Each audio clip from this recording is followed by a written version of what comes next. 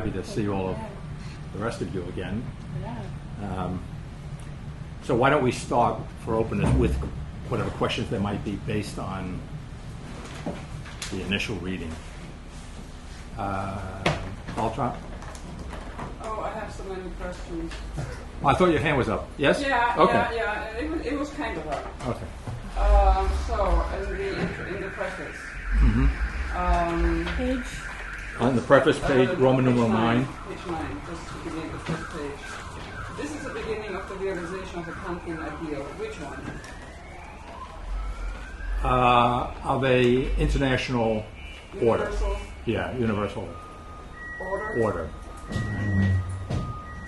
But as I had to point out to one of my correspondents, that's not to say that it is in any simple sense a return to or a simple fulfillment of what Kant might have had in mind for many reasons, which I think we can understand in the context of what we were doing last spring, right? So it's not the fulfillment of any kind of self-conscious ideal, but as realization, all right, it is something essentially new, and therefore leaves behind the irreducible anticipatory or ideal element of what Kant may have been thinking. Yeah. In the car ride down, we were trying to figure out unicity, and we think we might have figured out. But would you be willing to offer anything resembling a definition, or it'll probably come up in our looking at it? But. Well, it has a number of connotations in my mind. It's a kind of further abstraction of, I think, both of the notion of unity, but also the notion of uniqueness. Yeah. So I would say unicity specifically refers to the uniqueness of the unity that a being is. Yeah. And I did suggest last spring that maybe if I were rewriting this text today, not that I would cross out unicity. I mean, I think unicity is still very real in the text, but I might want to supplement it at least by a reference to the notion of simplicity as we had developed it in talking about Novitas Mundi. So I don't think they're simply identical notions, but they're related notions in my mind. But unicity, I would say the uniqueness, the kind of perfect specificity and particularity, and in that sense, simplicity of the being in question. Any other questions for openers? I would like I have a comment. Okay, I'd or like to, comments? Yeah. Comments? Just like to tell you that several of us have noticed that taking the last class made it easier to read this. Okay. So, I mean, they're actually, somebody must have learned something. Okay. So I just wanted to point that out. Several people have commented that. And Well, it's an kind of interest- a nice thing to notice. Right. Okay. That's Yeah. good. It's interesting you say that because Schollemann, who Raise the question. raises the question that leads to chapter 1, when he first read chapter 1, he said he couldn't understand how anybody who hadn't read Novitas Mundi would understand it. Really? So that's a kind of negative support to your idea. Okay. Was what the last class Yeah, was? we did it. Yeah, we did we Novitas did Mundi in the spring, right? We Which did you've it a read. little too fast. I but we read did it, yeah. Okay. Not without questions, but you've read it. Okay. Yeah. And we'll no doubt be making reference to Novitas Mundi, so maybe some of your questions will get answered indirectly in any event concerning that. I think, Yeah. Oh, sorry, go ahead. I think we should ask that silence question. And Yeah. what page is it on? 'Cause I wasn't with my pen. Oh, 8? Okay. Yeah, that's where The about right in the middle. yeah, you want to ask it? Well, I forgot how he finally formed it. Well, Chuck? hi. Well, there's room for a chair. Maybe you can shift. Is there room there for him? Yeah, there is room Okay. for a chair. The chair is not there. Oh, the chair's I not was there there. a minute ago. It was. Well, some things have Here it to comes. come around in the- Let's see. Maybe I could have sworn there was another Yeah, one. a little bit. There's some more room on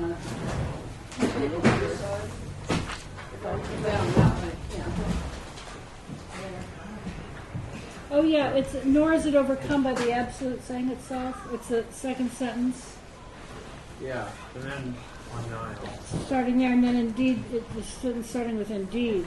The transcendent difference is overcome by the absolute itself, prior to the saying itself, by thought itself, prior to the silence itself.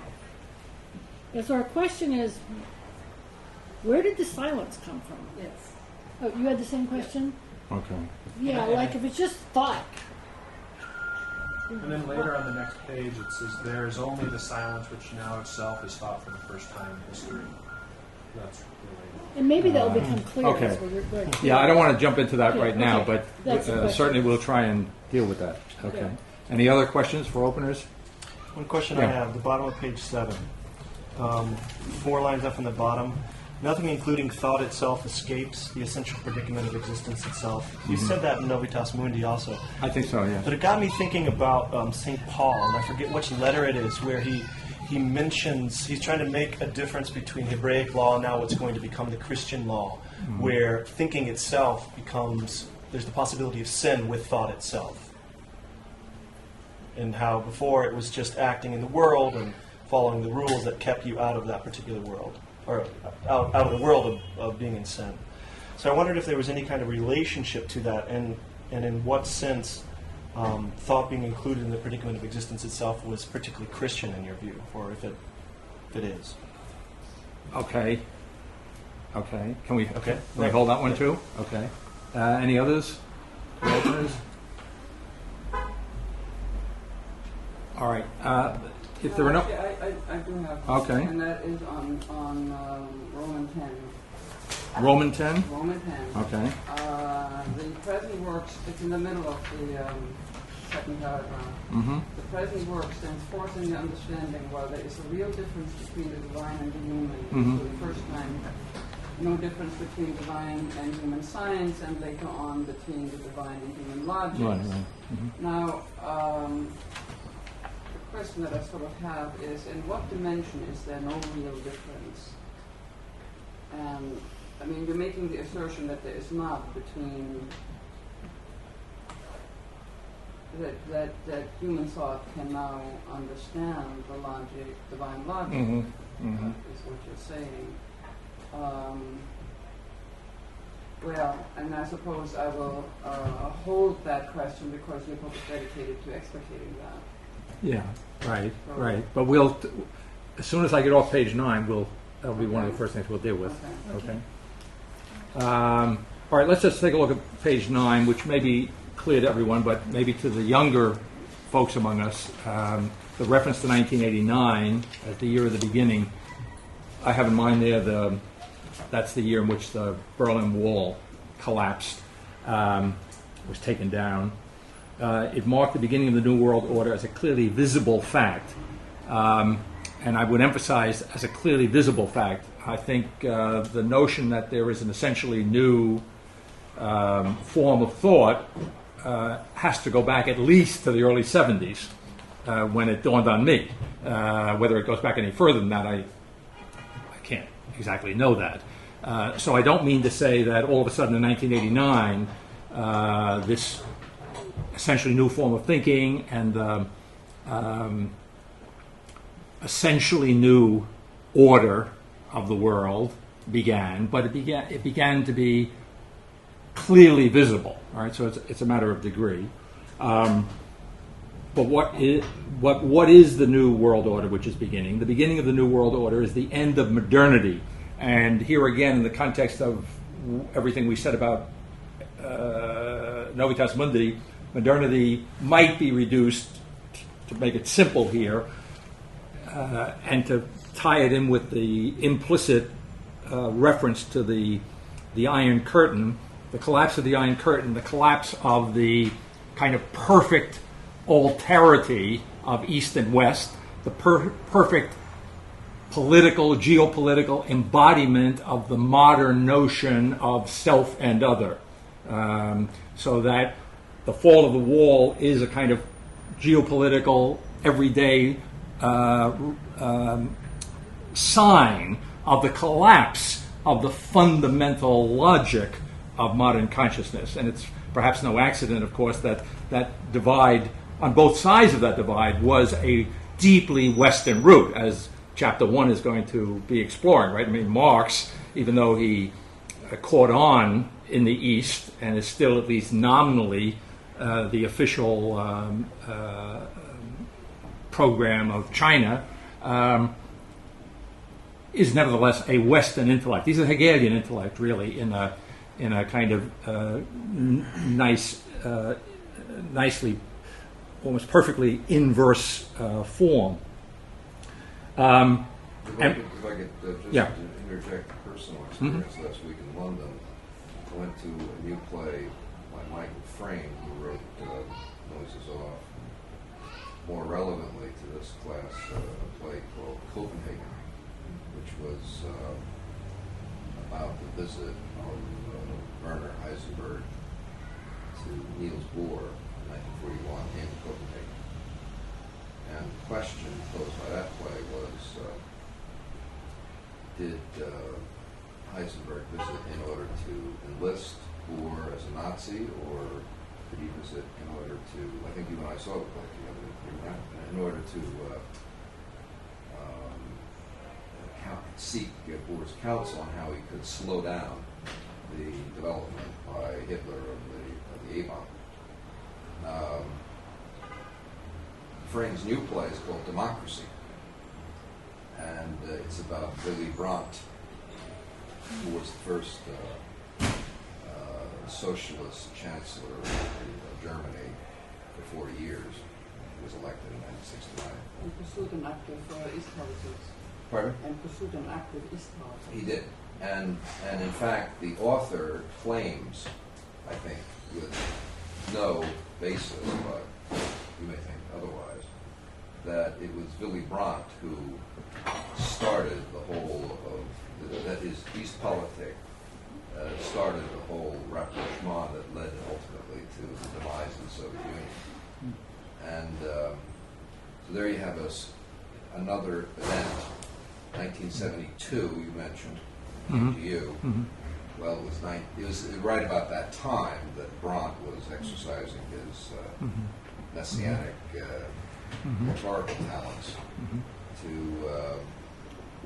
do what ultimately was his undoing, which was to permit a traitor in his midst to give away many, many secrets to these Germans. And the theme of the play is, by the way, that the giving away of those secrets gave great comfort to the poor dears in Moscow and led them to think nicely of the West and to, in fact, deal with us seriously in negotiations that led ultimately to nowhere until Reagan said, tear down the wall. But he said it, it's not because he said it wasn't the word, it was that he was willing to outspend Moscow into oblivion with... Well, he put his money where his word was. He did that. 72 is also 72. Russia's also Nixon in China. Okay. That's interesting. Is what China? Nixon going to China. It ended the role of China as the... Well, Kissinger went to China, wasn't it? No, Nixon. Kissinger went before. Yeah. Didn't Heisenberg work for Bohr? Yes, Heisenberg was Bohr's star pupil in the late 20s and early 30s. The reason I asked was that going through this, you know... I'm pretty certain about that. Pardon? Reading all of this, I keep thinking about the Heisenberg principle. That because he looked into something, he wanted to experiment on something, it changed the condition of what he was experimenting on. And this is what I find in here. And the other thing I just want to mention is, are we now involved in a Jane's shift? I mean, could we say that what happened from 1972 on or whatever is something that similarly happened between the Iliad and the Odyssey?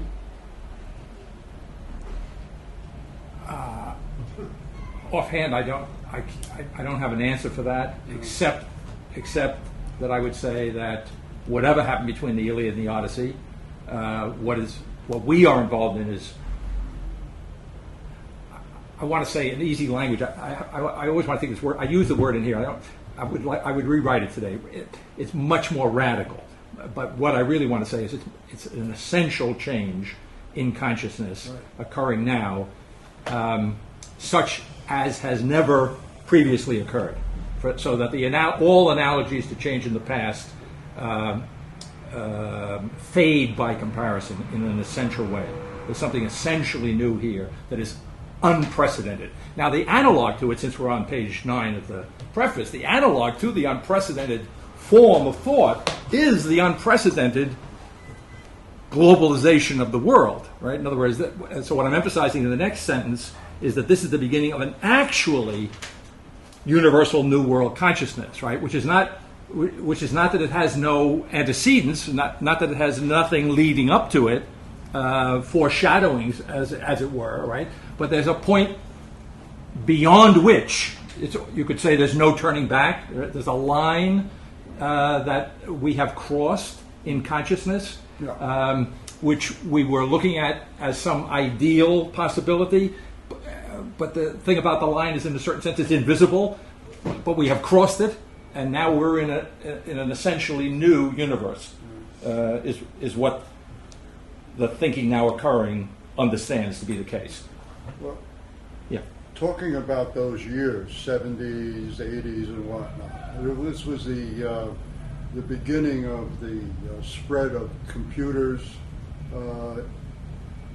information technology, and it seems like, going back into history, every time there was a change shift, an increase or an explosion in consciousness, there was a corresponding explosion in communications. How was that the case between the Iliad and the Odyssey? It was a case of the consciousness of others rather than consciousness of self. Where I mean, the communication part of it. well, the communication part of it was that the written language was beginning to be widespread, and it was of an alphabetic nature rather than a pictorial nature. Essentially, that was the jump.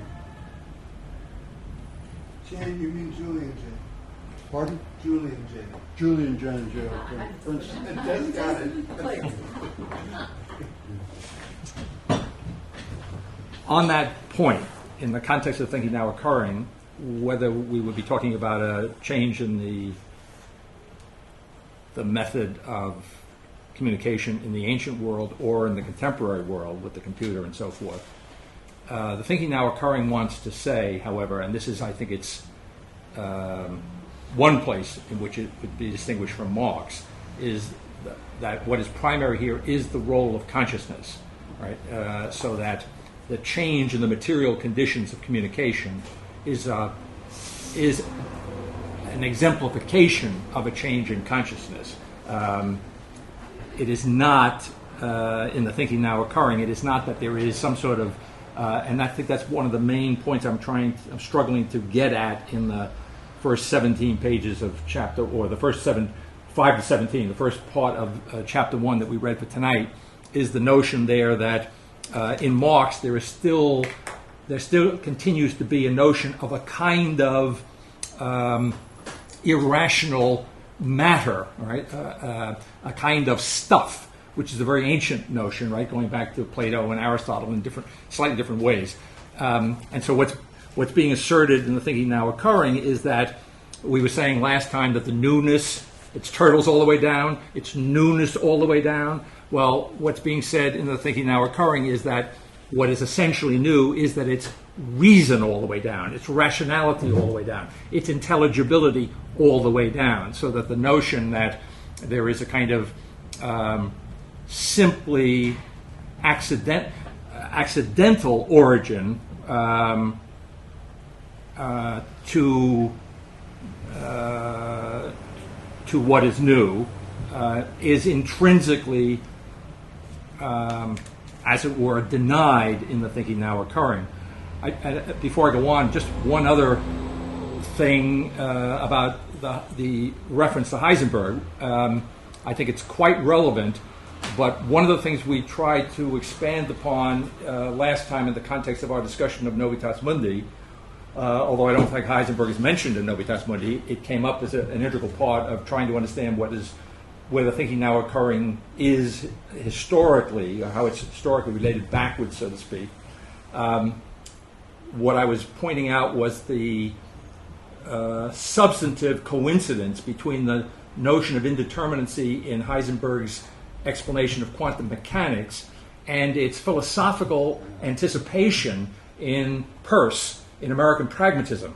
Right? So, to the extent to which indeterminacy comes up here, yes, it should remind you of Heisenberg, but it also should remind you of American consciousness, American philosophical consciousness in particular, as a kind of anticipation of 20th century quantum mechanics on a philosophical plane, so that Peirce is under... Now, later on in the book, we won't get to it this fall explicitly, although obviously I'm already making reference to it.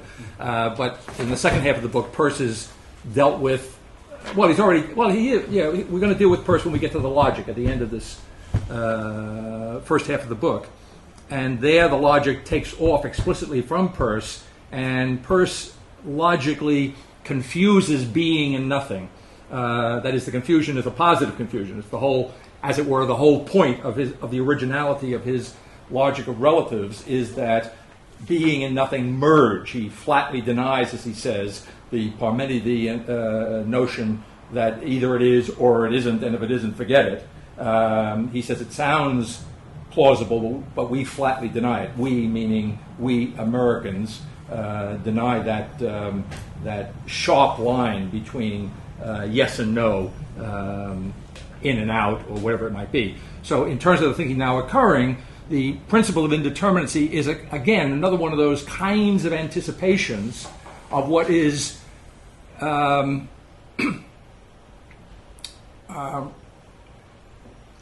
transcendently real in the thinking now occurring.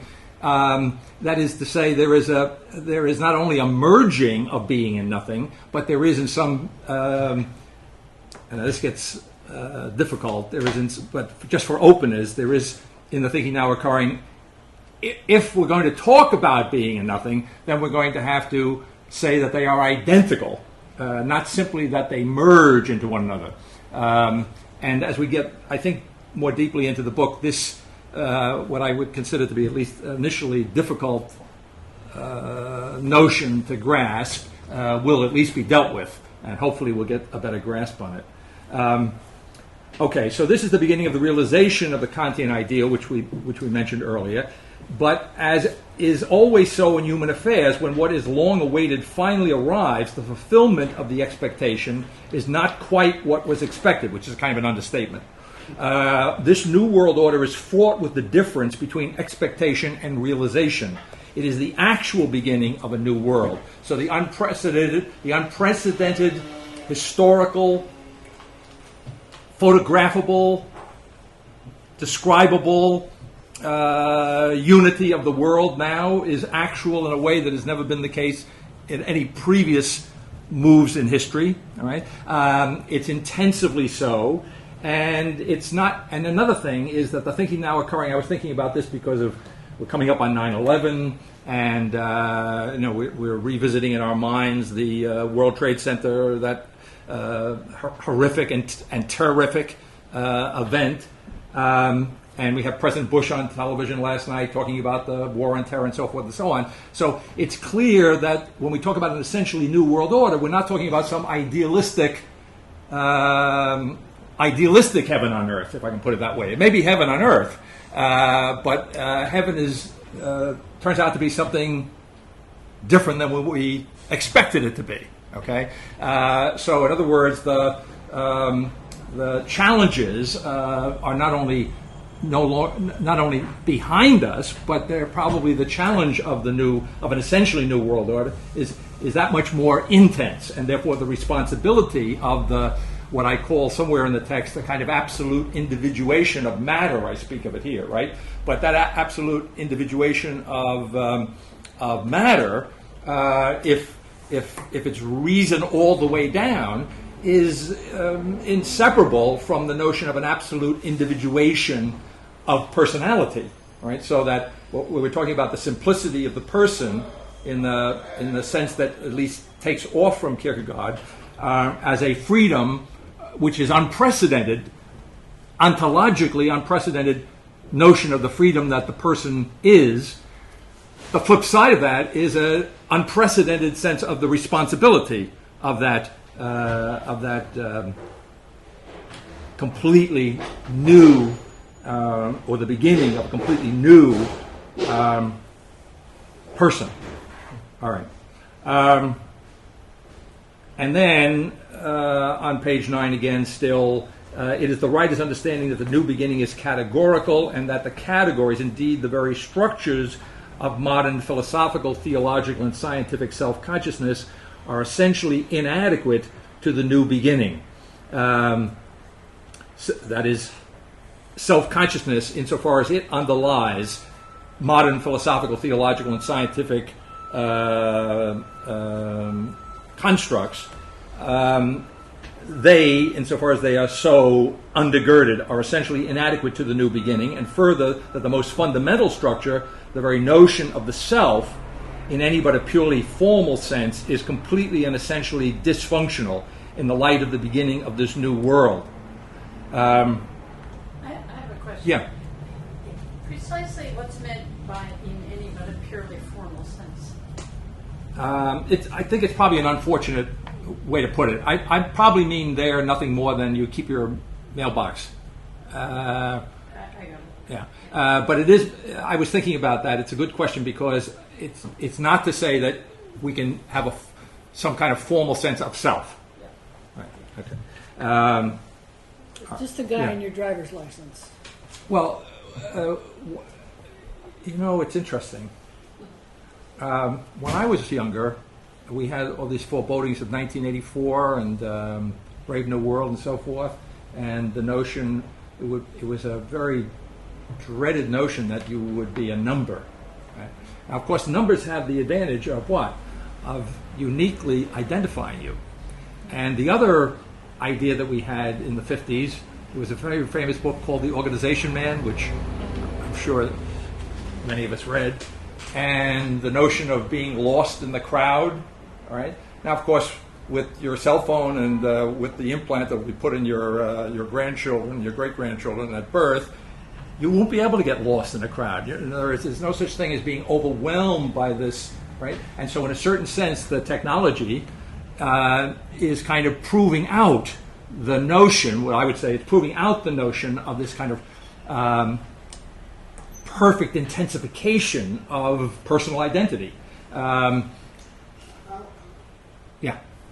I mean, you can say that, except that it's also the case that we have, each of us, dozens of identities, which are each indicated by a number, and each constitutes a totally different individual, some with different values, with different capacities, with different potentiality, with different positions in different hierarchies, so that these numbers and these identifications actually don't have as a reference anything that would have previously looked like as a self. It's a kind of floating function that is divisible in very peculiar ways, and sometimes not even confined to your own skin, because you may share an identity with your spouse or your company or your club. Okay. I have no problem with the observation, other than I think you used the word complete. So you did, right? I don't know. Okay. I got. In other words, I think that I think this would be a function of personal freedom. I would agree it's not the person as self, but I don't think it argues that there is a complete elimination of. You didn't say this, but I want to. No, I'm trying to see whether you want to identify the you said intensification Right. of identity Right. around the number, whether that goes to person or self. I would say that it's part of the disintegration of the self and not the intensification of the person. Did you want to say something? I just, the illusion between identity, person, and self are making me nervous here. But Right. We have a good word. We got a good word and a bad word, right? You know, baddie self and good person in our Right, vocabulary, right, more or less. right. Well, I don't think we're going to solve this on the spot, because one of the things that happens later on in the text is the distinction between number and word, or between quantum and quality. It is radically called into question, right? So in that sense, it might be premature to try and solve that too simply. But maybe just call attention to the organization and issue, and Right. how that is Yeah. itself transformed utterly in the context Right. of the society. I think that's where I was trying to go. Okay. All right. Okay. So, in an earlier work, Novitas Mundi, the writer analyzed the essential history of thought, starting with Aristotle and ending with Heidegger. In that work, centering on the essential departure of Aquinas' thought from the form of Aristotelian metaphysics, key word there being essential, he showed in what way modernity appropriates for its own purposes the form of medieval transcendental reason, think there of Descartes, and how the latter is, in the first instance, the product of a faithful, though self-conscious reason. Modernity is there understood as the setting asunder of medieval faith and the form of its self-consciousness, and the appropriation of the latter to a new human end. The earlier work concentrated on tracing, in that context, the essential development of modern philosophy, neglecting the specifically theological works of the modern period. In this last respect, the work before the reader is not much different, excepting possibly its treatment of the American theology of Altizer, which is seen as the furthest possible extension of modern consciousness, but which, as the extreme expression of American consciousness, is understood to be formally, though inessentially, the furthest preparation in the form of thinking essentially reduced to nothing for what now in fact follows, namely an understanding of the Trinity, which is for the first time in history at once theological and philosophical, and precisely so in those senses of those terms which hitherto were thought to be, and indeed hitherto were, incompatible. Now, happily, in this first half of the book, Altizer is analyzed, I believe, in a thoroughgoing and deeply penetrating way. He will come up in the second half of the book in a little more accessible way, in specific placement vis-a-vis, especially James and Dewey and Peirce and so forth. But what's being said here, and this would be true even of Altizer, is that the thinking now occurring means to be, or understands itself to be, beyond the hitherto valid distinction between theology and philosophy, but by which I mean here, to be a little more precise about it, but not to limit it to this, precisely beyond the distinction hitherto valid between philosophical theology and what hitherto you would call ecclesiastical theology, right? So I mentioned Barth on the next page. Barth would be the most powerful 20th century theological intellect, I think, and many people think, and I think they may be right, perhaps the most powerful theological intellect since Thomas Aquinas. And Barth's key to Barth's understanding of his theological role is not only that it is ecclesiastical theology that he is doing, that it's founded exclusively on the notion of a revelation which is opposed perfectly to all forms of human reason and understanding. So he takes, in other words, the Reformation principle found very clearly, for example, in Luther, who thinks that reason is a straw man, and reason is made of straw, and you might as well just burn it, get rid of it. So the faith versus works. Barth takes that in a thoroughgoing way into the very notion, the complete notion of creation, including into the very notion of intellect, right? So whatever true understanding there is either of God or of man is absolutely dependent upon the divine revelation in Jesus Christ. That's where Barth is at, right? So he kind of provides a kind of perfect antithesis to what might be construed to be the absolute claims of what Barth would understand to be human reason, as you might find them in Hegel, epitomized in Hegel in an absolute form, right? So if Hegel is the notion that there is an essential unity or identity of the divine and the human, right? Barth wants to say that there is no such identity, absolutely not, so much so that in a way which cubes Kierkegaard, you say, it's even too much to speak about faith as being absurd, because that's, from Barth's point of view, conceding too much to the reason embodied in modern self-consciousness and epitomized in Hegel.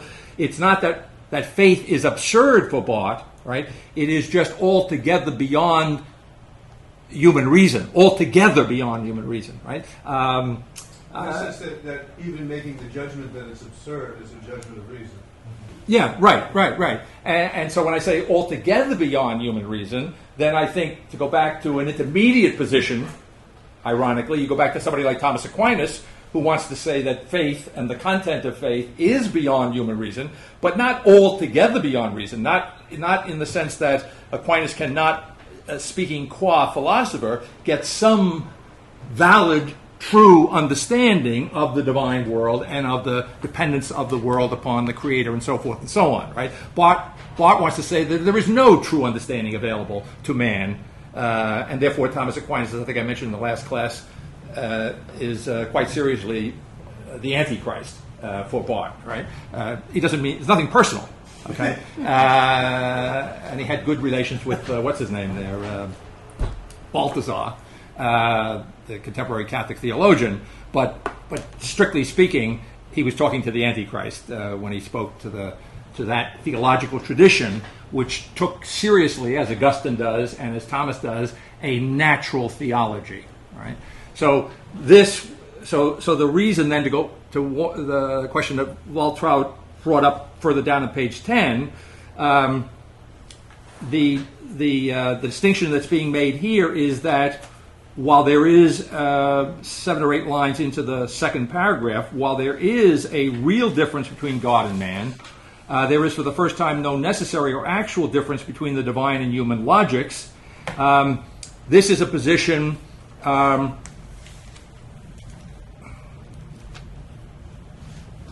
that is contradictory to Barth's position,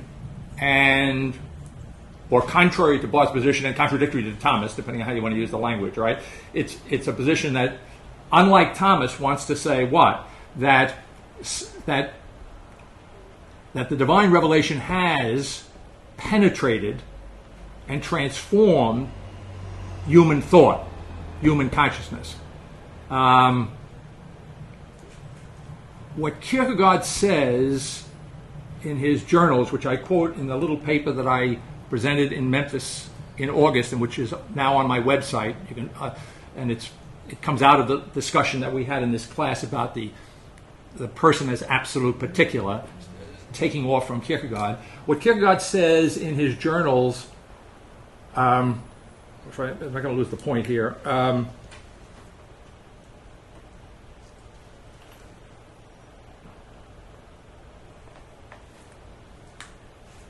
Recapture my point. That in the thinking now occurring, there is a kind of transformation of human consciousness. Oh, that was it.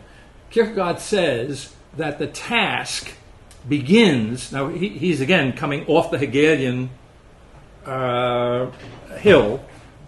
He is in the process of becoming the out-and-out, full-blown anti-Hegelian that we know him famously as. But in his late 20s, in around 1840. He's in a transition mode, and at that point, he's speaking a little more kindly of Hegel, in effect, because he's saying, well, yes, it's one thing to understand what individuality is in terms of self-consciousness, but says the early Kierkegaard, that's just the takeoff point. That's just the beginning. That's where the task, and this is the Kierkegaardian note becomes intensified as he goes on, that's where the task begins. It is to exist, that individuality. But that individuality, as in effect understood by the early Kierkegaard, involves the task of the human person existentially is to exist the Hegelian idea of God. And what that means to Kierkegaard is the deification of finitude. Okay? So one way of positioning the thinking now occurring historically, getting a handle on it, is that there is at least an analogy between what that Kierkegaard is talking about when he says that the existential task is the deification of finitude, right? There's an analogy to that in the thinking now occurring, which is saying not that it is an existential task in any simply Kierkegaardian sense, right? It's not existential in the sense that we're bereft of reason in the process, that we're individually involved. If we're in the business of deifying finitude, we're individually involved in what for Kierkegaard turns out to be, as he thinks more and more about it, an absurd situation. No. But yes, the deification of finitude is consistent in the thinking now occurring with this perfect particularity of the person, or this perfect simplicity of the person, right? Or this, what I sometimes refer to here as the absolute individuality of personhood, right? It's consistent that far. So the thinking now occurring is saying that there is a deification of finitude going on. It is not able to be understood apart from something importantly analogous to and historically related to the existentialist Kierkegaardian understanding of a person, right? But without the notion of absurdity, without the notion of the irrationality of that. So the flip side of that, we were saying last spring, was that the thinking now occurring is at the same, unlike some of its abstract anticipations in what you might take to be the kind of implicitly faithful work of somebody like Husserl, or depending on how you read him, perhaps you might think that Heidegger is implicitly a faithful thinker. But the thinking now occurring is explicitly faithful. Right? In other words, faith is not something that belongs to one's private existence. Faith is not understood in the thinking now occurring to be something which is outside of, as Kierkegaard, as Descartes left it initially, outside of the realm of scientific methodology. So the absolutely incredible claim here would be that if there's a thinking or a knowing that is apart from faith, from this point on, it's going to be, if it's going to be science at all, it's going to be inferior. It's not going to be true thought, right? So that one has no choice if one is to think at this point in history. To think intelligently, one has no choice but to be faithful, right? Whatever that might mean. But, because the other way has ground itself into nothing. Yeah, it has exhausted itself, right? That's right. So if finitude, it seems to me, I would say that finitude already is deified. It's not that one has to go through a struggle of deification of finitude, but it seems like that's what the new world is, that has essentially occurred. But insofar as one is responsible in and for that new world in some sense, to that extent, it is a struggle. It is a task. It is a matter of action, and it's a matter of real world action, I want to say, and therefore it's problematic in the doing. This is language, though, that's not in the text, or at least I've missed it thus far. No, it's not in the text. And I noticed it, even in the class so far, you went through the first paragraph word for word. Right. And then you added a paragraph that's not in the text, and then you went on to the second paragraph. You mean out of my mouth? Yeah. Okay. And the paragraph you added was about this responsibility. Okay. Of individuation and of the particular, to what seemed to be what you were alluding to, done almost in ethics, to some degree, or at least a sense of this radical responsibility to be part of the creation of the Novitas Mundi. Whereas the language in the Novitas Mundi itself in the last class and the language of Foundation thus far seems to be, it's an ontological transition that has occurred. It has nothing to do with what I do or don't do, other than the fact that that itself is part of the finitude of the new world taking form, as already having taken form. We also have a passage we talk about the transcendence of choice. Right. Right. And it So- seems We'll get to that. And it seems particularly applicable when you're bringing up somebody like Marx, who's a revolutionary Yes. thinker, Okay. and So you want me to make the connection with the text? Well, it just seems like this is a great. First of all, I mean, opportunity you have say to. I am still thinking, so I could simply repeat what's on the page. No, I've read. Okay. No, but it's a good observation. We've been talking Well, about I'm not this sure it's outside wonderful, the class, but this is relevant. All right, so we can jump ahead a little bit to But, Marx. but how can you have responsibility when choice is transcended? Isn't that the question? Well, that's the question that's in. Well, another way of asking the question might be, how can you act if it's not a matter of choice? How can you make how can there be a decision that is not a matter of choice? I mean, that would be another way of possibly rephrasing the question, to which I don't know there's an easy answer to that question, but it's a question which doesn't arise as such, as an abstract question. It does not begin with the thinking now occurring. It actually begins in Kierkegaard, for whom the act of faith is a matter of decision, but it is not a matter of will, is what he says. Neither a matter of knowing, not a matter of knowledge, not a matter of will, it's a matter of decision. And so you would say to him, well, what are you talking about? And I think he would put him in the corner. He said, well, I'm talking about passion, right? A passionate commitment is not an act of will, right? It's an act, you might think, of one's whole being. And here I can bring in Peirce again, because I think I don't know whether I alluded to it in class, but Peirce, I think I must have. Peirce talks about proofs for the existence of God, and he says, well, there's the scientific proof, by the way. This is very un-20th century way of, Peirce is a very serious scientist, right?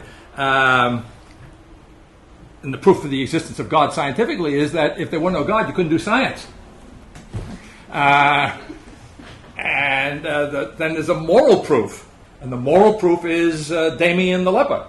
It's the priest going and sacrificing his life for others at the expense of his own health and his own life. That's the moral proof, says.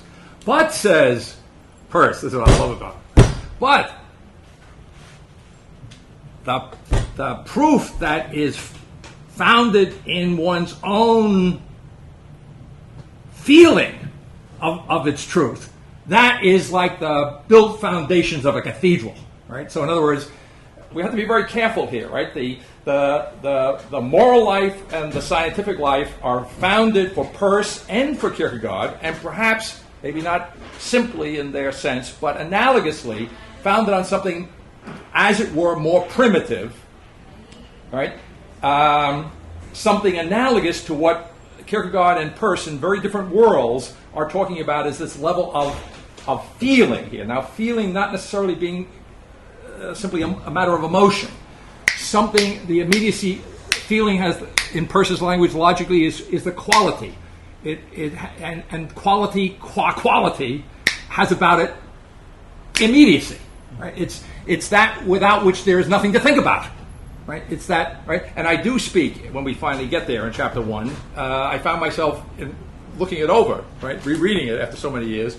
Talk about I use the word passion, a transcendental experience. Right? Okay. So if I reach for something which we have to examine further, but it's in that area of passion, that area of immediacy, which in a certain sense is the very foundation of one's being, right? That action is grounded. And that not only action, not only social action, if I put it in Peirce's terms, but also scientific thought. So Peirce says, for example, logic is rooted in the social principle. So if you start at the top, work your way down, logic is rooted in the social principle. And then, although he doesn't have such a neat parallel in his text that I found, in effect he's saying, and the social principle is rooted in feeling. It's rooted in the we might say, in the context of the subtitle of this book, it's rooted in the body, whatever the body is. Now, I wanted to say something about the earlier question, which is not unrelated to this, which came up, I guess, in a couple of different ways here, about and you started it. Well, why are you talking so much about individuals? And then you gave the answer, in effect, because you said, well, you're going to talk about Marx and action and so forth and so on. I guess that was something where you were going. And that's right. And a point I would make, when we get to it, I'll make it now, is that, again, using Kierkegaard as a touchstone, remember, they're contemporaries. They're very contemporary, right? And I think Philosophical Fragments was 1844, thereabouts, and the Communist Manifesto was what, 1848? Okay, so this is... these guys are living in the same world. So you say, well, how is that possible? What do you mean? Or, Was it Origin of Species? No, 50-something, right? in late 50s. Yeah. The Beagle Journey is 55. Kierkegaard gives us a radically, and this is, I want to give you a deeper answer to your question, but this will help you kill a couple of birds with one stone. Kierkegaard says single individual. That's where it's at. And the single individual is so singular that he's totally unrelated to everybody else, even the ones in the same pew. Okay? In other words, it's you and God. You're absolutely on your own. Right? That's what's absurd about it. Okay? So, right? But, and when you think of Marx, it doesn't sound... He could be in the same world, but what is Marx doing? Marx is collecting individuals. Not the single individual, but the ironic basis of Marx's communism is a collection of individuals. He starts with the notion, in other words, he's his own kind of Hegelian, like Kierkegaard is his own kind of Hegelian, you see? And Marx wants to say what? In fact, he says it in today's reading someplace. He says, what is this business about one single individual? Right? There are individuals who are interrelated, interconnected.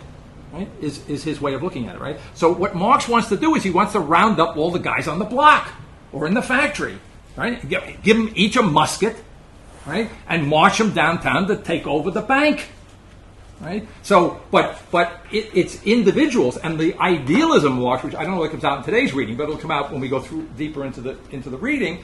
Marx's ideal is a world of what he calls all-rounded individuals. Right?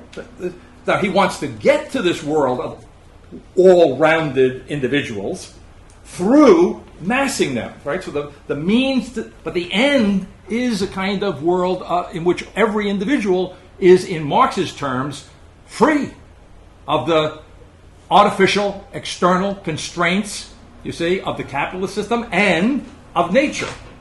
Right? Because not only is the capitalist the social enemy of Marx, but nature, good Kantian, Hegelian, good inverted idealist that he is, nature is also an enemy of man in Marx, you see. But in the thinking now occurring, as is clear in Faith and Philosophy, chapter 7,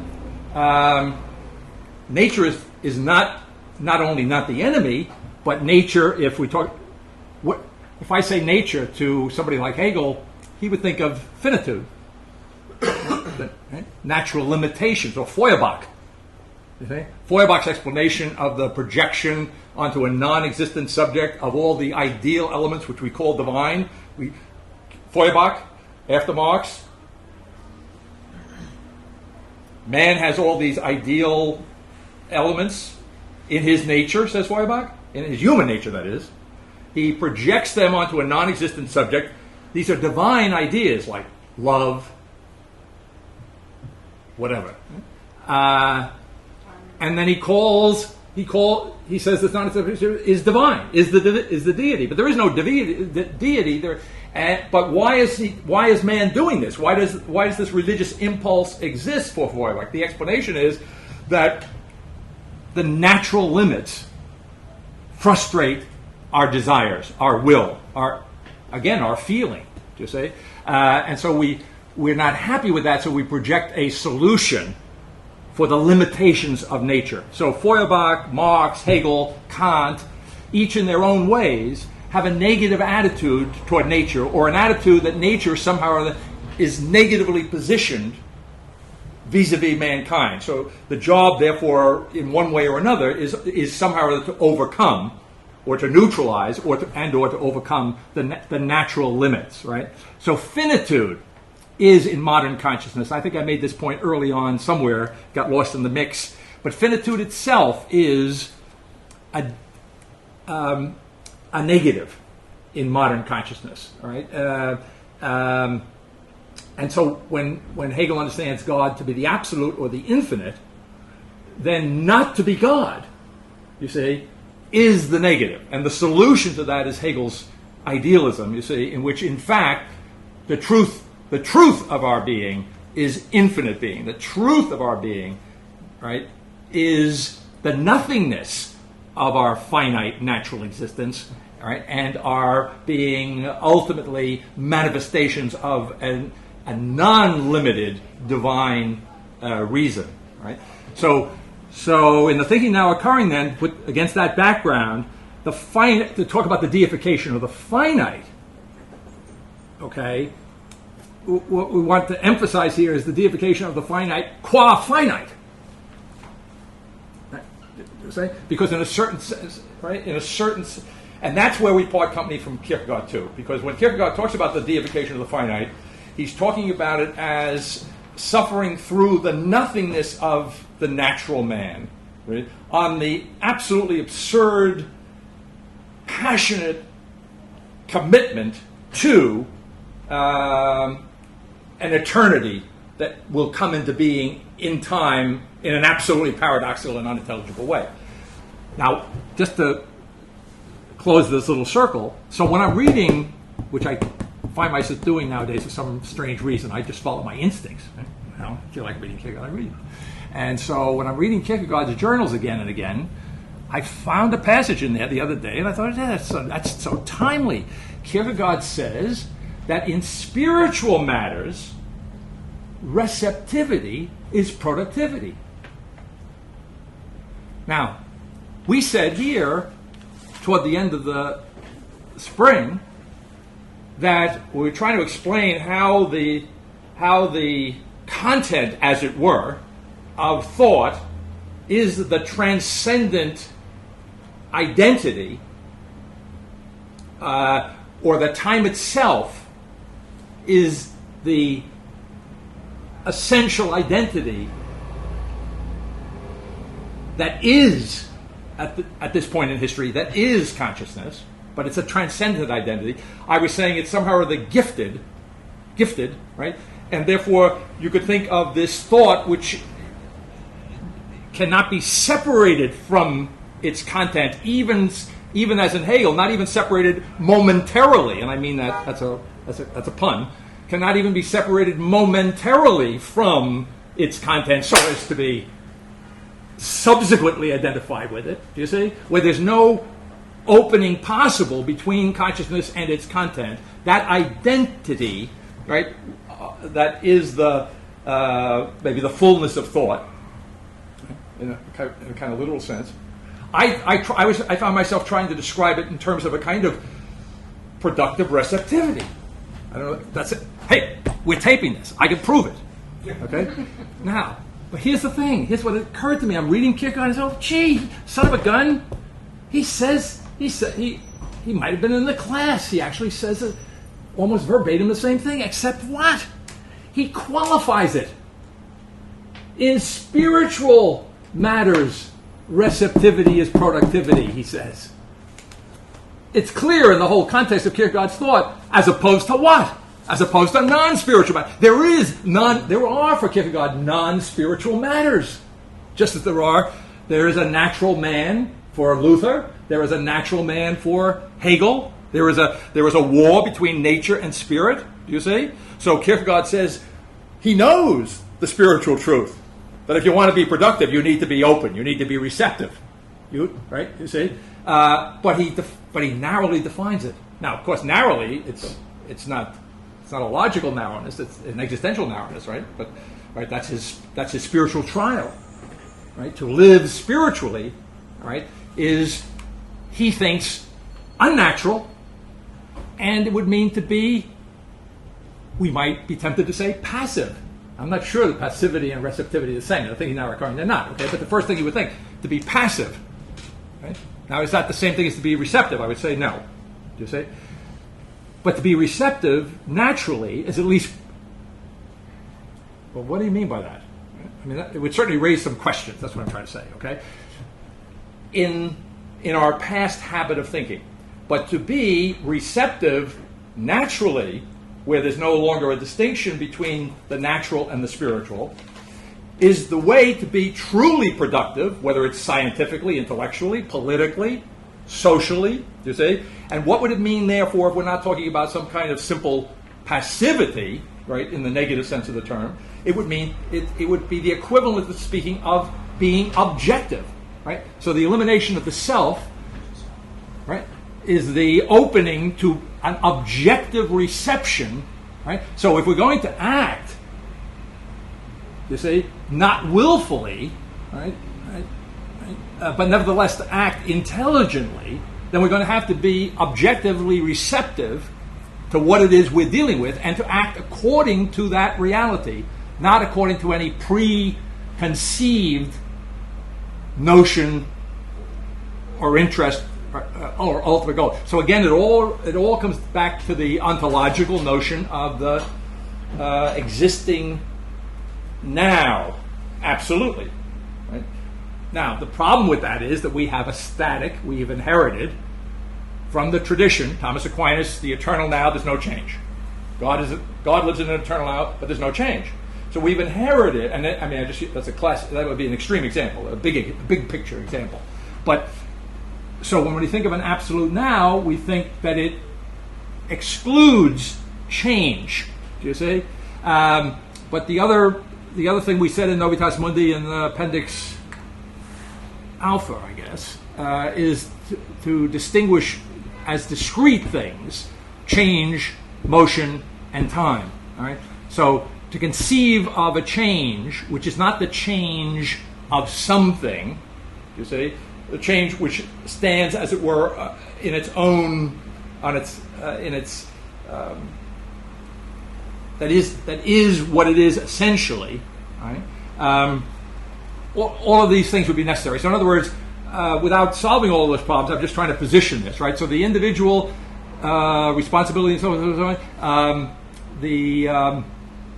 the receptivity of the individual as the mode of productivity. In fact, I wasn't thinking about this when I wrote it in these terms, which is what I like. So in completely different terms, as we go deeper into Chapter 1, I find myself, I don't think I do it in today's assignment, but I remember that it starts talking about productivity as consumption. You see? That the fundamental notion is not producing, the fundamental notion is consumption. Well, that would be a kind of economic analog to this notion of the true productivity is receptivity, right? Can we go back to, just for half a second, sure, to the word choice? Can we come? Okay. Are you positing choice as analogous to original sin, and that we make an original choice here to be receptive, and that's the end of it? It's interesting. I don't think I was immediately making that reference, but now that you raise the issue, it brings all sorts of things to mind. And it is, in fact, the theological case that the first choice was to sin. And when I think of that, I can't help but think of Augustine's exposition of choice. So having made the choice to sin, what Augustine says is now we're no longer able to choose the good, effectively at least, right? And therefore we need grace. I think what the analog would be, I think what I have in mind here more approximately is the notion that if I have a choice, I've introduced a delay.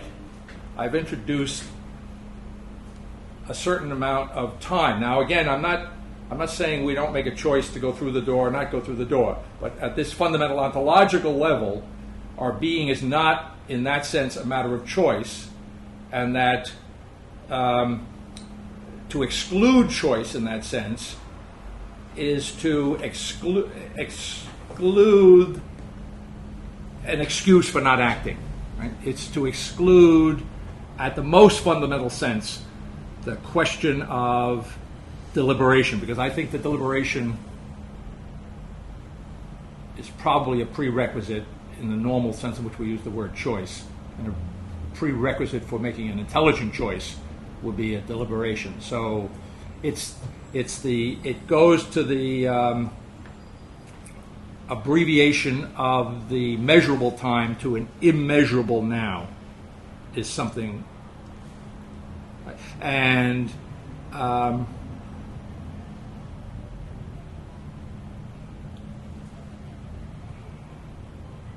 well, I don't know. Does that answer your question in any way? Or? Well, I mean, again, as Adam said, you started rewriting the book here, and you didn't get very far. You started doing that, and I don't know why there was this insertion of responsibility and choice and all these other notions that, on some level, I think you've said elsewhere, are transcended. So why suddenly are we back to the thinking that produced, the diagnosis that we were all under original sin? I thought we've been cleansed of that. No, I don't think so. I don't think that Novitas Mundi, the Gamma, the third appendix, embraces the notion of sin without qualification. Right. So original sin. Well, I don't know there's any particular time. I wasn't referring to cleansing of individual sins. Right. I'm talking about in classic doctrine. Right. Freed of original. Oh, and you want to take the thinking now occurring as a kind of embodiment of that liberation from original sin? No, hardly. Well, I'm not sure. Because the divine has so penetrated and transformed reason, we no longer have a choice to sin. But you started off, I thought, and that's why I thought it was interesting that Adam picked this up, by inserting this thing that seems to... What is it that I've inserted? What is you it? Inserted choice, responsibility. Oh, no, choice is in the text. Well, you inserted it in such a way responsibility, but that's the question. How can you be responsible without a kind of responsibility that doesn't look like the consequence of a deliberation that issues into a choice with that kind of distance? Yeah. And so that the question that you're asking is exactly the question that the book is processing. Page 16. Okay. Well, I'd rather let's come to it, but let me just finish the preface if we can. I think it's good to raise the issues, but I don't know that we can solve them all immediately. But I want to just get the general framework through here. On page, Before you go on, I Okay. can't let the sentence go here because I just don't. It doesn't seem to fit. All right, where is it? A very simple point here. What page? That on page 10, Roman numeral. Roman numeral 10, that there is a real difference between the divine and the human. That Right. doesn't seem to be the thinking now occurring. It seems to be a thinking that's making distinctions that. Well, anyways, I'll just leave it at that. I don't know if we can answer it now, but that stands out to me like a huge neon sign. There's a fluidity to the description, the notion of the logics being resonant, human and divine logics. That's I think what the whole thing's about. But the notion that there is a real difference between the divine and the human. That loses me completely. Because, if I'm hearing you correctly, because at the same time it's said, the part that you are comfortable with is that there is, in effect, an identity of the human and divine logics, and that would be all right. Absolutely, That'd be all right. But it makes you uncomfortable that that's preceded by the qualification that there's a real difference between the human and divine.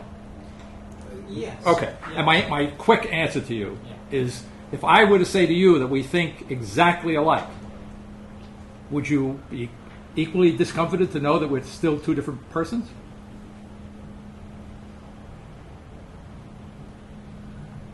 There's no self. No, there's no self. If existence and reason You have don't been need a self identified, to be different. You don't need a self to be a person. if existence and reason have been identified, Fine. then the question of the difference needs to be explicated Right. on the grounds of the existence of God, which is a question that lurks throughout the whole thing.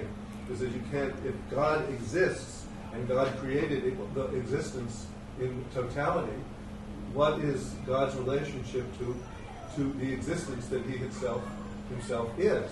And it's how is that to be distinguished from creation? And it seems to me that you suggest contrary views of that, and I'm not clear about that at all. I mean, you assert the Trinity and the simplicity of the Trinity, and yet everything seems to have passed into inclination in a total way, so that there doesn't seem to be the possibility of a reference to the Father, and there's hardly ever a mention of the Spirit, except in some secondary sense. It's certainly not the Holy Ghost. So these are all questions that I think are implicit in Adam's question. Okay. And as you've said a couple of times tonight, these questions are what the book is about. Okay. So again, it's not easy to give a Yeah, we don't, totally we don't have to solid. right now. No, but I just want to say that the notion of existence and person and differentiation, those are organically related, might be too weak a term, organically identical. So it really raises the question about the body, right? Now this body has a theological framework in Novitas Mundi and in this book as it develops, and that's going to be the body of Christ, right? So the incarnation is a deification of the finite/natural world, so that the finite natural world is understood to be deeply, thoroughgoingly rational as such. Now, not in a reduction, not in a nullification which reduces it to a nothingness in a Hegelian sense, but as such, it's going to be incarnationally deified, and it's going to be such. And it's going to be the logos, so the word through and through, if I put it in theological terms, see, or it's going to be rational through and through. And so then we're going to have to conjure with what, and it goes back to what Marx says in chapter 1, which we've already alluded to, so I'll reframe that in a different angle. He objects to the Hegelian notion that there's one individual. Well, the Hegelian individual is God, or the absolute idea, or the divine mind, whatever you want to call it. That's the one individual that Marx is objecting to, right? There are real individuals for Marx. They are the natural individuals that he can collect into his revolutionary brigade. Okay.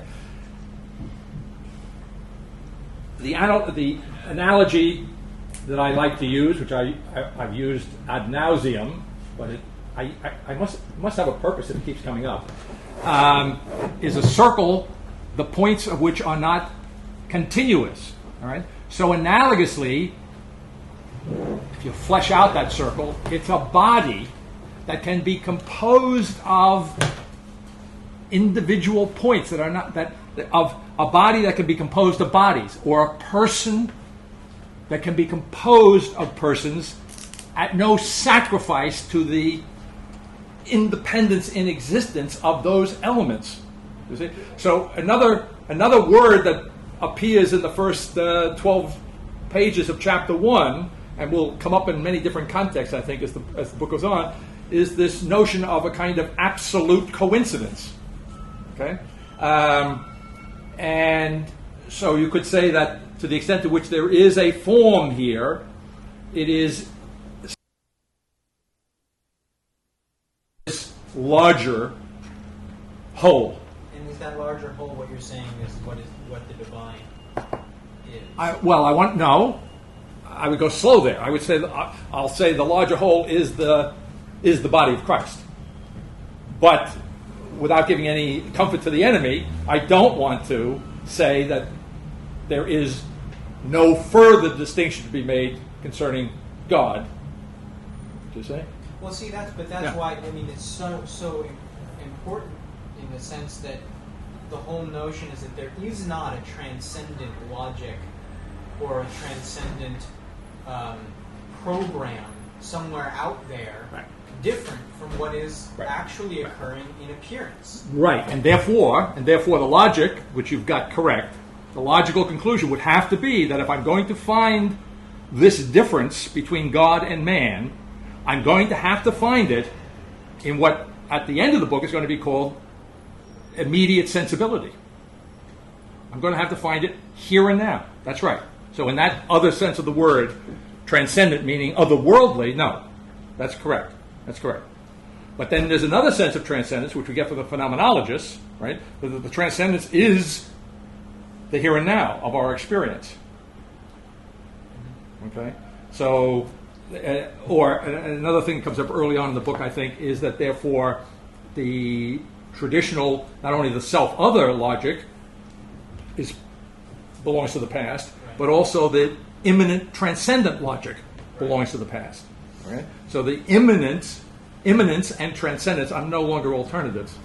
And so that permits, at least logically, given the premise, permits the possibility of distinguishing God from man here and now, in the here and now. Without doing any particular violence to what you like. But without making what you like misleadingly falsely simple. Well, I guess the only response that's coming up for me is that if you are moving beyond the immanent transcendent divide, if you are, I guess what comes to me is a sense that in the thinking now occurring, if there is a simplicity that allows for complexity and finitude and particularity, that you're slowly but surely removing from your stockpile of words to describe this divine. You're just taking one from the other, so that what you're left with is almost this emptying out in an Altizer kind of sense of God into the particularity. So that's why I'm saying, well, so then what's left? What is this divine that is different from the human, or what you're describing as the divine is simply within this surface that is simple, that is a unicity, and is not transcendent. And if that's the case, then what is it? Why is this divine? If it's within this, yeah, I'm shy of within because it makes me think of pantheism. Yeah. That's not the word. I would rather say that the divine is that which constitutes the surface. And to go back to what I was alluding to before, the distinction between the human and the divine would have to be a personal distinction. It's small comfort to say, but I've noticed this and I've thought about it. I haven't really exhaustively thought about it. You know what I mean? I haven't sat down to write a treatise on it. But there are many authors in which, when talking of the person, first of all, the theological thing I told you about the Chalcedon, right? The distinction between person and nature and the incarnation is critical there. But then, oftentimes you'll see someone writing about the person as the nature. Okay, so there's an issue there. In other words, need the notion of person be distinguished from nature, and if so, how and to what extent? You see, and if it need not be distinguished, and if nature need not be opposed to spiritual, right? And if this, what otherwise would be a restrictedly spiritual understanding of person in someone like Kierkegaard, can be now indifferently a natural understanding of the person, then the question of the difference between God and man, which I want to say is, in the first instance, implicitly here, a personal distinction, can maybe, without conjuring up the traditional logic of otherworldly transcendence, can nevertheless be a distinction simultaneously, as it were, between person and nature. Does that make any sense? Okay, yeah. Okay. What about the difference between person and self? What about it? Is there any? Well, if we talk about person and self, yes, there is a difference. That is, the person is. But self is bad and person is good. I don't know that it's bad. It's I'll tell you how it's bad. It's bad in the same way as it is bad to live in the past. That's the way it's bad. But otherwise, in the past, which was never, terms are identical. Huh? Otherwise, the two terms are identical. Well, one's in the past. When you say one's otherwise, we're not in the past. No otherwise, sure. We're not in the past. Right. But self, no self in the room. Just work with the text. You've got a whole series of words, all of which have self in it, and which are being complexly nuanced. Appropriation, property. That's the two that are most operating here. And appropriation has its associations in a Marxist context and in a Hegelian context. And property obviously has a Marxist context. And property also has a logical context. And so the idea is to hold on to some aspect of what property is, separated from the idea of appropriation. So this is where I wanted to say. Well, go on. You're hammering Marx in a certain way, much less subtly than you do in the text, by saying he's just gathering together guys in a brigade, because there are two different moments, and I'm not even sure that gathering the guys together in a brigade is fair to what Marx actually imagines in the pre-revolutionary context. But your discontinuous circle, I think the best expression of it in here is in the Ullmann passage, in which, and I didn't see that you actually making this, but I think you have an actual inversion of the Ullmann passage, where the Ullmann passage, if you remember, is the one that talks about. Is that in today's? I didn't remember that in today's. I don't remember how far. Okay, you may have read ahead. Okay. Only 17 pages. Yeah. Okay, we'll hold it for next time. Okay. Well, yeah, that's true. I mean, just in the sense that the way in which the association is created is imagined from a post-revolutionary context in the passages that you quote, not for how to gather the guys together in order to rob a bank. Right. Okay. So. And one of the things I want to say when we get there, and now I'll say it in an old simplified way, is that if you read carefully what is said about Marx, and to the extent to which what is said in the text about Marx is accurate, there are real points of contact between Marx's idealism and the thinking now occurring. Oh, that's clear. I mean, mainly because you let him talk for himself. Right. And you picked what's, in my mind, one of the greatest books about Marxism, which is that book about alienation by Ullmann. Okay. It's an astonishing book. But so you let him speak for himself, and you practically don't comment at all, except to turn it in the essential ways. Right. So. Okay. So, but we will get there. Okay. Let's go back to page 11. It's Roman 11? Roman 11, I'm sorry. Let me start at the bottom of 10 then, because I want to just hit the bar thing. It may therefore be helpful to the reader at the bottom of 10 in approaching the present work to know that the writer perceives that it makes no fundamental intellectual difference that Barth opposes to modernity's absolute subjectivity, think of Hegel, the sovereignty of a wholly other subjectivity. That's what his wholly other God is a wholly other subjectivity. So if you ask about the relationship of the terms person and self, then, a little bit oversimplified, over against the human self, Barth wants to oppose a wholly other divine self, but still a self, right? Still one who is opposed to an other, right? The other, whether it's the fallen creation, the Antichrist, or whatever it might be.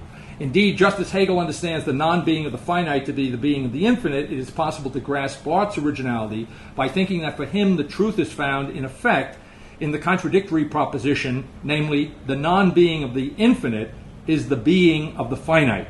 Right? So implicitly here, in the context of what I've said thus far, you may understand implicitly at least that there is a certain sympathy for Barth in the thinking now occurring, not a sympathy with his radical subjectivity, even though it's absolutely divine, but there is a sympathy with his focusing on the finite, right, inverting in some sense Hegel. And actually, if you read Barth's theology, the theological point that he makes, which is the best you can do if you're a modern, profoundly original theologian like Barth is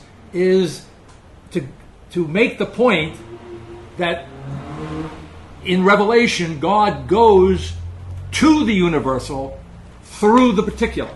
Right? I mean, that's very a Barthian. That's a Barthian thing to say. That's what he says in effect.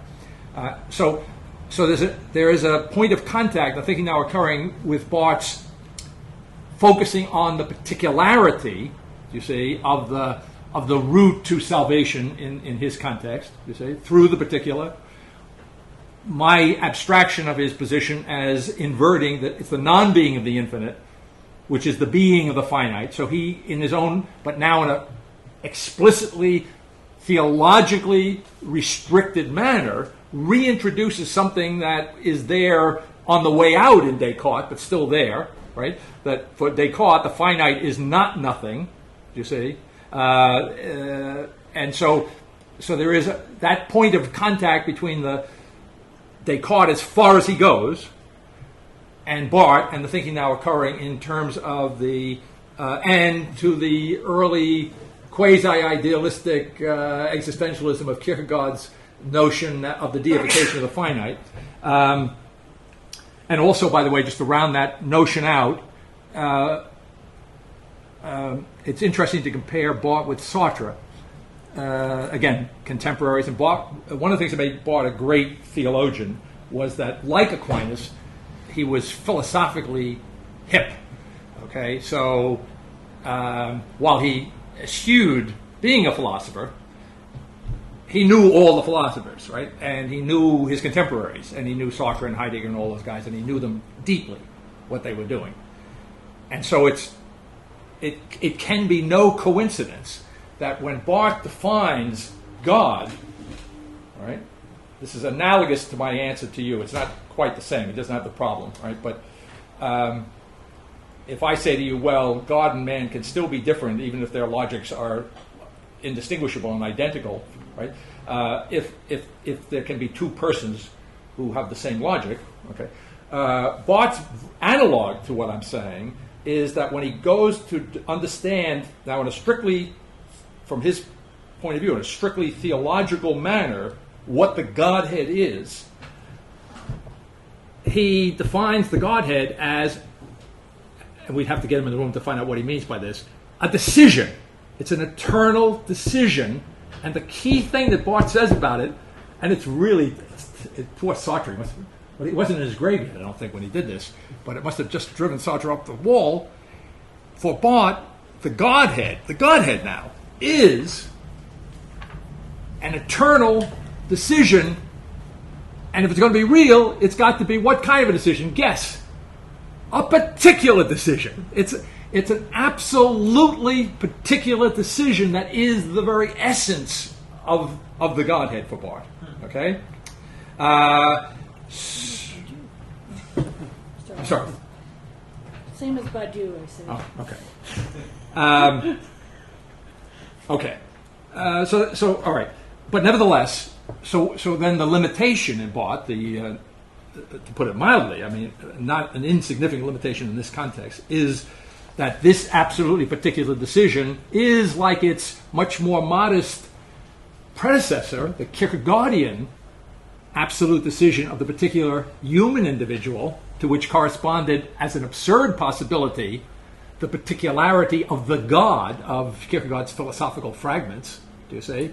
Barth has just got rid of the absurdity of that because he's just not given reason any credit at all to pass judgment on faith, and now he has cosmicized, if there's such a word, the Kierkegaardian position, so that God is the absolute particular decision, and that now it's an historical matter, not a matter of private existentialist subjectivity, but it is now the particularity which is concretized in Jesus Christ, you see, than which there is nothing more particular in terms of divine decisions. That's where Barth is at. This is the beautiful logic in the history of thought. It's really great. Okay, and so Barth couldn't have done that. He couldn't have been the theologian he was without reference, serious reference, to the development of, right? So are there deep anticipations of what is being laid out here in the form of thinking now occurring in terms of particularity and personality and so forth and so on? Are there real anticipations of what now we would say, despite the text, is perfectly clear? Yes. See? There are real anticipations of Sartre and in Barth, and they're understanding one another in their own ways, or certainly Barth is understanding Sartre. Okay. But altogether, all right, nevertheless, the contradiction is purely intramural between Barth and Hegel on the common ground of the presupposed subject, but altogether without the walls of modernity. It's a little bit of a pun there, outside of and without, both. In the light of the wholly other objectivity of the essentially different consciousness now actually beginning to occur. It is impossible in a fundamental intellectual sense to distinguish the radical religious subjectivity of Luther and Calvin from the scientific subjectivity of the Cartesian ego. There are distinctions, but at this fundamental level, at that point, there is an agreement. Now, the agreement breaks down very quickly, as is pointed out here in the case of Calvin. Indeed, when Descartes, setting out on this methodological quest for a foundation for modern science, set his personal faith and morality outside the bounds of his self-certainty, he in that very act completely confirmed Luther from a totally different angle and for a very different reason. Okay? But the separation of science and religion, or science and faith, of the antagonism, all right, is implicit.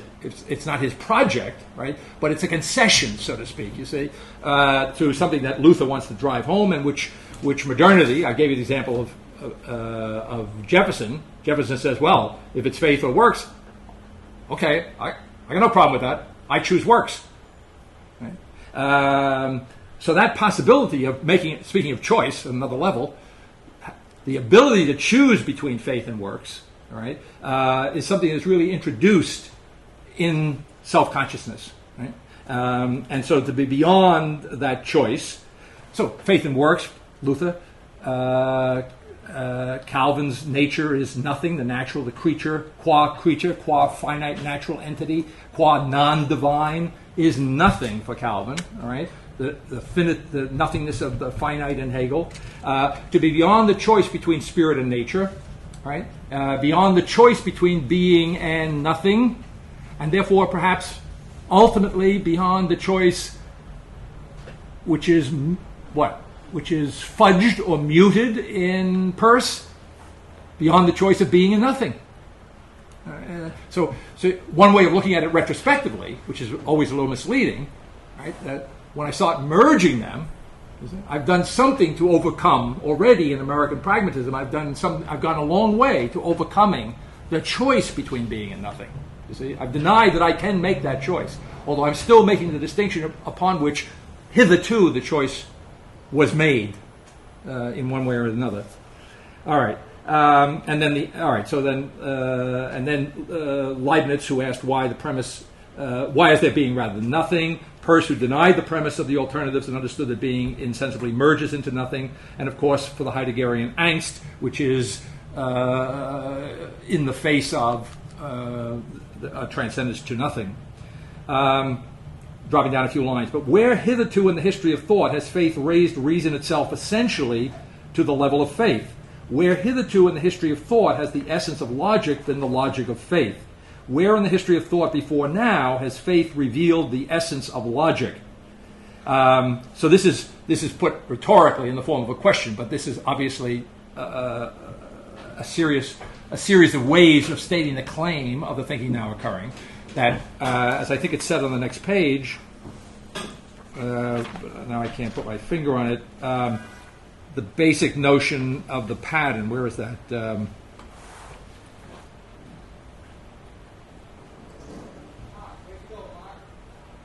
Well, I can't, it doesn't make any difference. In other words, the basic notion here is that modernity trimmed faith to fit the form of reason. The most neatest, classic example of that, I mean, the most explicit example of that, I think, is probably Kant's reason within the limits of reason alone, although in a profound sense, Hegel takes off from that and does, in effect, that on an absolute basis. So what's being said here, and so therefore you have to be careful, you see, because somebody will say, well, wait a minute, you're saying reason and faith are somehow identical, they're the same. Well, hey, what's new? Do you see? I mean, that's... and Hegel said that in an absolute way, and Kierkegaard absolutely rejected that identity. But he absolutely rejected the identity, and we get the absurd, right? So the difference, the key difference here is which is the measure of which, right? Which is the predicate, which is the subject, if I could use that dubious term, right? And what is being said here is that faith is the measure of reason, not, as Kant would have us understand, not that reason is the measure of faith, and there's a deep critic. I mean, it's not simply an assertion. It's the fundamental assertion of a thoroughgoing critique of the reason of self-consciousness. In other words, it's to say that historically, hitherto, insofar as reason has insisted on being the measure of faith, it has self-restricted itself. You see, it has, and the reverse situation, if that's the right word for it, right? If faith is the measure of reason, this is the unprecedented opportunity for reason. I could say this slowly: for reason to get beyond itself. When you mentioned the title of the Kant book, you just quoted it, you mistitled it, you said reason within the bounds of reason alone. Religion. Thank you. Well, no, Thank you. you said Yeah, it, no, that's- I appreciate it. what Yeah. you Well, that was a Yeah. good mistake. Well, it's an interest. Well, Exactly it is a good mistake because I just, without making a mistake, I just said that. In other words, yeah. Okay. Right. Well, see, that's so interesting because another issue. All these things are in the. You know, we learn a language before we know it, Yeah.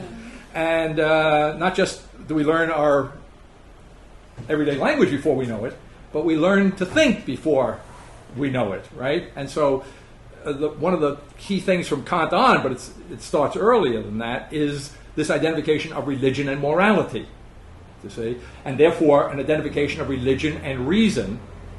So an identification of reason with faith for the first time, okay, in the sense that faith is the measure, is getting beyond the limits of religion, within the limits of reason, but getting beyond the limits of reason, its own limits. Reason getting beyond itself. And reason getting beyond itself is a nice, neat way of saying getting beyond, put it really short and simple, getting beyond idealism, getting beyond an idealistic understanding. And you could say in one sense or another, when has Western thought ever not been, in one form or another, idealistic, right? that's the point that you're going to make with Marx, that reason doesn't have any place to live in Marx.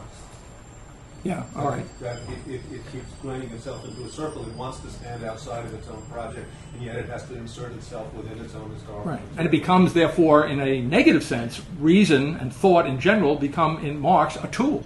Yeah. But not a tool. In spite of the fact that that's what it's trying to get out of. Right, right. Yeah, because the basic critique of Marx, you're going to say it's an oversimplification, doesn't do justice to the text, but just to get the big picture out, is that Marx does not respect the notion that the means are integral to the end. Right? He's willing to use the state against the capitalists, even though ultimately he understands the state to be. He understands the issue of specificity within an actual context. I mean, you have Right. some quotes which give evidence of it, but there are better ones within the 1844 manuscripts where he's talking about the role of theory in the streets Mhm. about how the actual ideological position changes as you turn around the corner Mhm. because the actual conditions have changed. Mhm. Mhm. So there's a tremendous subtlety in terms of the interrelationship between thought and action. Right. Okay. Okay. Then on page, let's see. Okay, and then there's the concession to the reader that this is tough going, and some encouragement to hang in there. It's such a great moment of self-reflexivity and then your voice coming through, especially after going through all of Novita's movie to have this kind of intimate dialogue with you. It really I got it from Marx. He says all you need to do is make a confession. Yeah, we love that. Yeah. Always be sincere with him. That's right. I love the phrase radical inconvenience. Yes, yes, and that's and I Just doing it. yeah, it is. We're living it actually. Yes, we we- are living It's this true. We're not because- just thinking it. Exactly. Right, right. Because it's a radical inconvenience to try to understand this book. Yeah, we're living it in that sense, Yes, but that's we're living in a right. world which is Right. becoming more and But more. I meant very concretely. Intellectually inconvenient. Yes. I would just today I would probably want to write essentially inconvenient, although Yeah. radical has a kind of something to it. Okay.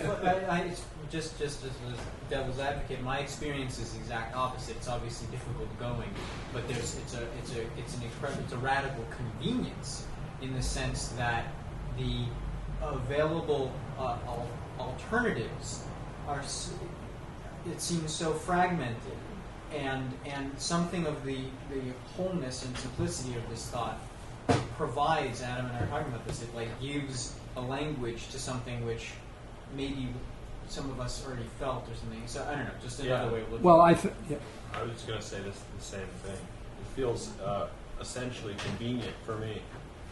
this goes back to a conversation that a private conversation that we had, where I made the observation that for older people, like us older people, who have a whole set of constructs which are not working too well, but at least they're still there. I made the distinction between younger people and older people, pointing to the two Adams, that their problem was not quite the same. Their problem in the first instance, I surmised, was that they had no constructs, more or less, right? And there was a kind of an agreement with that. And it seems to me it fits. I don't mean you have none literally, you know what I mean, but you don't have the same. You're more in the sense of a search. You're more open to, right, and less filled with preconceptions, I think. More the problem is what to do or what to think. And so, yes, I think in terms of that observation, what you're saying, that rings true. Yeah. But I can't assume that's true. And maybe I should write another paragraph next. Well, you just did. Yeah, okay. All right. If self connotes content, all right, so now go back to the question of what the difference between self and person, or what would be a person that is not a self. So what is a self? So these are some of the aspects of it. It's not. I don't think this is exhaustive, but the middle of 12, Roman numeral 12, middle paragraph. If self connotes continuity and the denial of complete otherness or novelty, then the beginning of the essentially new form of thinking, the beginning of a universal newness, is essentially and categorically without the notion of self. So one important thing that's denied here is and in this sense, the comfortable, convenient notion of continuity, right? So what's being radically challenged here is the notion, I think, of the habitual. Also, you see, and I don't mean just the habitual in terms of the habits I have in my life, but the habitual as a category of thinking, which has got to be a very important issue if you're going to try and talk to somebody like Peirce, because for Peirce, right, the habitual is the thought relation. You see, it is the unification of what otherwise would be sheer spontaneity and sheer regularity. Firstness and secondness are synthesized to the extent to which we can have a Peircean synthesis by the habit-taking tendency. Thirdness, that's what it is. You see, so if I were to take this seriously, which I don't have to get too serious here because it's just an introduction, but one of the implications would be that this is calling into question the notion that a thought, a concept, is adequately understood as a habit. right? Okay, just to note it. So the way of thinking begins as the absolute elimination of the absolute self-conscious of modernity in all its forms. It is the beginning of a foundation beyond both modern thought and postmodern forms of self-consciousness, which hold themselves in complete or partial opposition to modernity.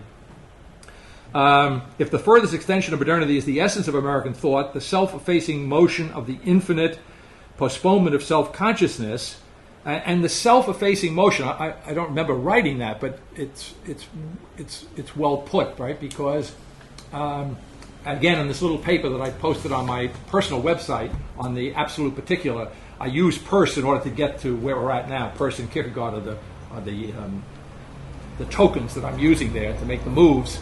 And there, I think I fairly well, if I don't thoroughly demonstrate it, I certainly indicate what the demonstration is, which we discussed toward the end of the last session here, that the ideal for Peirce, and this goes back again to the difference between person and self, the ideal for Peirce is that what I call, this is not an adequate metaphor, right, but that mosaic of reality in the long run, where each piece is an idiosyncratic idea. That's his language, right? And this relates to the Marx chapter because idiot, right, which has a negative connotation in English, idiotes in the Greek is the individual person, the individual private person, maybe as opposed to the public, the person as citizen, the person under the law, right? And proper in the Latin comes from proprius, which was the Latin translation of idiotes, right? So it's hard for us in English, right? But if we can distinguish the notion of idiosyncratic, property, or the proper, from the notion of self, right? So that there is something distinctively particular, and I think that's where Kierkegaard is very helpful, right? His notion of the particular individual, the single one, a notion of singularity, if you want, a notion of a kind of radical unicity, and another connotation of unicity. I don't know whether this is in the dictionary or not, but I think if something is unicitous, it's very valuable. Unicity suggests to me, which is in the little paper, the person is the terminus of the universe. The person is the end of the world. And, that has an apocalyptic sense, the end of the world. But maybe yes, but also the end of the world in the sense of the telos, if I put it in Aristotelian terms, right? So unicity also has that flavor to it. But in any event, back here, the notion of the proper, the idiosyncratic, the peculiar might be another word for it in English, put philosophically. The unrepeatable. See, now, if you take unrepeatability of personality with a radical seriousness, I hate that word, but I keep using it. That's the influence of Tom Maltheiser. If you take that with utter seriousness, the unrepeatability of the unicitous person, you're going to have a lot of trouble getting yourself a basis. I'm not saying you can't do it at all. You're going to have trouble getting a basis for your regularity. Because regularity presupposes that repeatability is an important part of our experience. Right? But if there's no regularity, is that the implication of thinking now? Okay, boy, you better stay awake. You better be on your toes if there's no regularity. Right? Ontologically speaking, you have to be on your toes. You have to be always, I want to say present, bad word. You have to always be receptive to the concrete particularity of this situation. It makes it very difficult, right, to, speaking of the law, who brought up the law? Somebody brought up the Pauline law.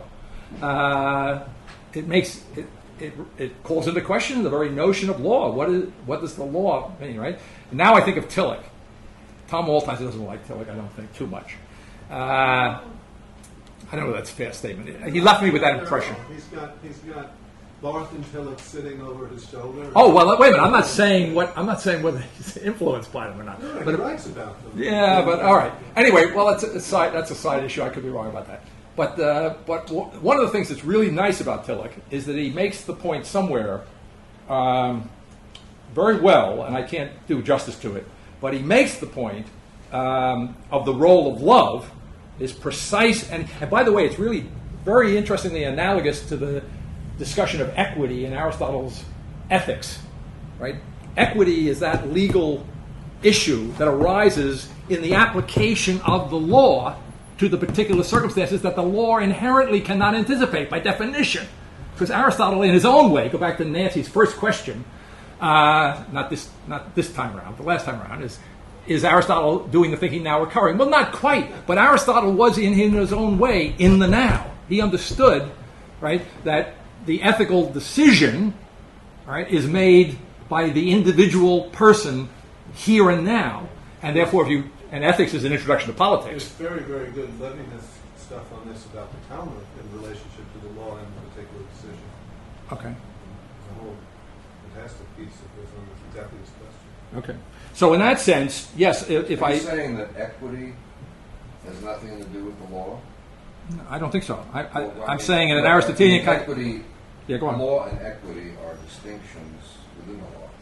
Right. I don't think I said that. I think I said it has to do with the application of the law in the particular case. But that's done in the classic context, that's done by a judge, not by the individual. A third party. Okay. But there the are judge... courts of equity and Yeah. there are courts of law. Okay. They're not. Just talking about what it applies to. But no, it's good enough. The judge is all I want to get to. A judge has to make a decision in a particular case. That's the only point I want to make. He is an individual judge, right? And he is entrusted with the authority to make that application. Okay. Okay. Okay. So I said I think I just kind of. Well, let's see.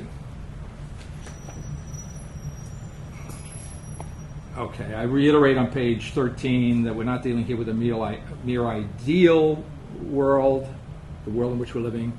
I make there the implicit analogy between Moses and who is it, Joshua, who goes into the Promised Land. All right, so we are now in Joshua's position. We're entering into the land. Modernity may have been the Moses.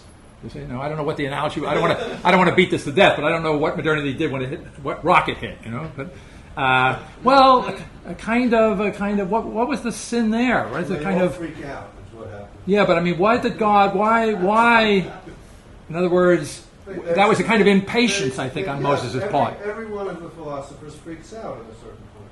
Okay, all right, but wasn't that Moses' problem? Was he impatient? Of course, yeah. Okay, all right. So modernity is that impatience. You see. And so the antithesis, or the answer to impatience in the context of the thinking now occurring, and I think somewhere down the road here it's going to come out explicitly, what is referred to as the infinite patience of existence itself. You see? So, and that patience here would be better than passivity, right? A patience analogous to what I was talking about before as a productive receptivity, no longer restricted to spiritual as opposed to natural matters. You see? So that, okay. You know, there's that Yeah. amazing show material about the patience that's beyond patience and impatience. Although he just has Yeah. this category Okay. in the writing of the disaster, in which he's talking about that it would be that would be the patience of existence itself. Okay. Because it waits without anticipation, even when existence itself gets all thrown up and produces something. Okay. There's still this underlying. Would he go so far as to say it waits without waiting? Absolutely. Okay. Absolutely. There's a whole book that's about waiting without waiting. Okay. Okay. Over on page 13, in the middle paragraph, about halfway down toward the end of that line. Now, however, following the final postponement of the final result of thinking, the incarnation. Let me just parse that out a little bit. What's understood there is that the final result of thinking, the incarnation, you could take to be epitomized in Hegel, and the postponement of that final result I take to be American pragmatism, and the final postponement of the result of the final result is Altizer, and that makes him the extreme, both at one and the same time, the reduction to nothing of American pragmatism and the furthest possible extension of modernity. So following the American theology of the death of God, that is, following thinking faced with the incarnation leaping back absolutely in the form of the beginning of nothing, it is possible to understand the beginning of absolute other consciousness. So it's interesting, his new book is God and the Nothing. See? And as he says in the preface to the new book, he says he was all too indirectly influenced by D.G. Leahy. So when I wrote him a little email, I said, you're right to say all too indirectly. Did you see his review of Faith and Philosophy? That it hasn't been published, but it's on his website. No, I have Oh, to. you know, it's a. You're kidding. It's a unique. Yeah. It's a unique text in the history of thought. It's as if Kant were addressing Hegel and saying, "You kind of got it right, but actually you needed to say this little bit more about my contribution." Yeah. Okay, I'll have to read. Well, I'm going to see him in a couple of days, and he said he had a lot to tell me, so that might be one of it. But I wasn't aware of that. Okay, thank you. Anyway, it is possible to understand the beginning of absolute other consciousness now actually occurring as finally the incarnation assaulting thinking. The new beginning is the incarnation finally assaulting thought. This final assault is the beginning of an essentially new form of thought. And then the discomfiture issue again. And then there's a kind of brief thing, which I think I'll skip over for the sake of time. Why do you Okay. say assaulting? Is that just because you run out of all the other images for this? It's just, let's see, now what haven't I covered? I don't remember you saying assaulting before, have you? I did just there. I know you did, but why did you choose to say Okay. So there was assaulting? a poetry magazine in the '60s called, was it Trovar or Eugen? One of those things which had as its masthead statement a total assault on the culture. The immediate reason why I say assault here is that I'm speaking somewhat metaphorically, although the metaphor is not insignificant. The basic metaphor is that modernity leaps back. It results.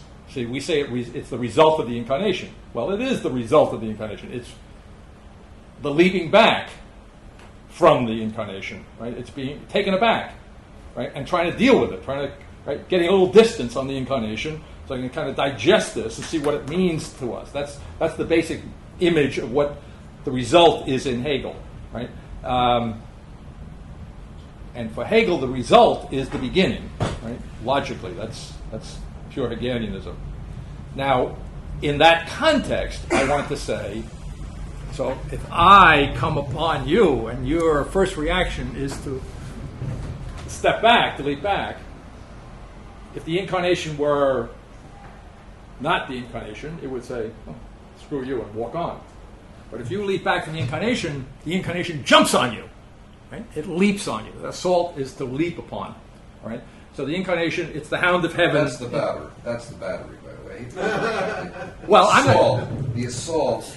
I hate to bring up these things that get in the way. Once a lawyer, But the assault. always a lawyer. Have you heard of somebody being indicted for assault and battery? Right? Well, no. You just described the battery. No, well- The assault is the feeling that you're feeling, right? Ready for this now? Feeling. I You know, feeling this? I know. The feeling that you're about to be battered. Right. That's what an assault is. Okay. Right? The But reasonable. in fact, this is a very that was valuable the reasonable distinction. feeling. This is a very Has to be subject to a reasonableness test. Right? okay. Very good. Excellent. But Keep going. Well, I don't want to help you here. Well, you are helping me. You are. You are. See, that's right. It's not battery. But it's not. It's not that. Well, I would have said assault and battery. The incarnation assaults and batters modern thought. I would have said that. You would have. I didn't say that. Now, why don't I But say you that? did say just now that if Leap. I spring back, I would leap upon my you. God, the incarnation jumps right on me. Well, right? okay. Which is a battery. It was not careful speech. That's why we have this very precise text. You're right. Assault is not battery, and therefore the incarnation does not batter thought. It assaults it. It approaches it in a way that is threatening to thought, but thought's arm is not twisted here. In other words, so there's no necessity in that sense. Thought's response to this assault is a free response. So I think, Hasn't thought been ready for this? I'm sorry? Hasn't thought been ready for this? Oh, thought, ready for it. Ready. I mean, is Well, there possibly yeah. receptivity? Well, in a certain way, ready. You know, if thought results from the incarnation, it's not entirely unprepared for the assault that follows. That's right. But so if we see the great parsing metaphors, the poet will appreciate this, right? So if it's not entirely unprepared for the assault, but that means it's not entirely prepared for it either. Do you see? So that something new has to happen here. Right? It's not right. So there's an unpredictable element here. There's a novelty here. So it goes to something what I'm talking about, an essentially new form of thought. Is there a new form of thought in modernity? Absolutely. Is that a kind of preparation for what now occurs? Yes. Is it in and of itself an adequate preparation? No. Right? And so the assault is the decisive moment to which we have come. Huh? Well, but it's a leap. It's not a leap back. It's a leap upon. It's a leap forward on the part of the incarnation. All right. So the initiative here, and again, there's a kind of very indirect, subliminal reference to the distinction between God and man. I think in that notion. Okay. Let's do. I don't. So the rest is just a little bit of a kind of an outline of the course, or an outline of the book, which will take us up through section 3.2. So it'll get us into the logic at the end of the text. All right. On page 5. I don't know. Are you any of you familiar with Scholleman's work, Robert Scholleman? Scholleman is now retired, and I think he's had some personal problems, so I'm not sure that he's been writing in recent years, but I recommend his. He's a theologian of the type of Altizer, which I would describe as a philosophical theologian, maybe more philosophical than Altizer. Altizer may think of himself in more narrowly Christian terms. What was the date of that letter? I think I began writing this text. I think I began this text in 78. Yeah. I think I got the letter from 78, and letter. Yeah, and I don't know how long it took me to write it, but it may have taken me a while. The quotation that you give later is an astonishing. You give a whole footnote about thinking. How does it go? But it's a whole take on thinking becoming something other, and an example of how things can only progress if things are willing to basically transform their own nature, so that the thought can think that it can become something different. You quote that whole passage. Oh, from Scholleman. Yeah. Is that what you're talking about? Yeah, Yes. yeah. Yeah. I mean, if you look in Yeah. I don't. Okay. We'll get to it. A taste of him from that. Yeah. It's pretty powerful. Yeah. University of Virginia. University of Virginia, and he has got a small shelf full of books, but he's a very deft mind, very, very light and precise. I don't know. It's hard to do him justice. I mean, really, everything is just right, and it's a joy to read something so clean. What were you recommending? I think he has one called "The Being of God," comes to mind, but he's got others. Okay. Anyway, he sent me this question in a letter, and so this is my response, which quickly turned into a critique of Marx, and I suppose I should say that I describe it as a formal critique. I guess you could say it's evident that it is that, but I mean also to distinguish it from again, dating it, I mean to distinguish it from a material critique. I think, in a certain sense, history itself has performed some kind of material critique on Marx, although I don't think it's over by any means. I don't think it's over, but nevertheless. So this means to prescind from any real worldly analysis, contemporary analysis, although I must confess that I've been thinking in recent days of of the New World situation and what's going on in it, and maybe that'll come up when we look at his, especially the quotations from Marx. Okay, so it says here that the difference between fact and reflection or appearance and essence is even now overcome by the saying terminating in the essential priority of existence itself to being. There is, let me slow that film down. So the question posed by Scholem is right up there on the top, verbatim, and he's the one who set it up, whether the difference between fact and reflection or appearance and essence. Right? I don't recall that he interpreted it, so I felt free to read it as it came to me. And so what interested me in reviewing for tonight's class, these 12 pages, was that that's a foursome, and that foursome will reappear in the logical section when we get toward the end of the course. I revisit this particular set of fact and reflection, appearance and essence, and I don't think I was aware. I mean, I was aware of it when I wrote the middle of the book. But what I mean to say is, I hadn't thought in many years about the importance of that sequence, because what it turns out to be is that what I call fourthness, right? That kind of what I was calling last spring a kind of hyper original orience, a hyper firstness, as it were, in Peircean terms, which of course changes the whole Peircean ballgame. But nevertheless, using that as a starting place, I identify later on in the text with this notion of fact, this notion of identity, and placing, which I have to give Scholem the credit here. I don't know what he intended. I'm not sure that he intended the way I'm reading it. Okay, but in effect, I deliberately later on in the text, when I get to the logical section, I understand that the fact is, as it were, transposed from a normal later position, third or fourth position, to the first position, that the fact comes first. And as I'm thinking of it now, revisiting it after all these years, and after having in the meantime gone through elsewhere, Peirce, right, and what I say in Faith and Foundation about the priority of freedom to necessity, the priority of mind in the Hegelian sense to nature in Peirce, which is the reverse of what we find in Hegel.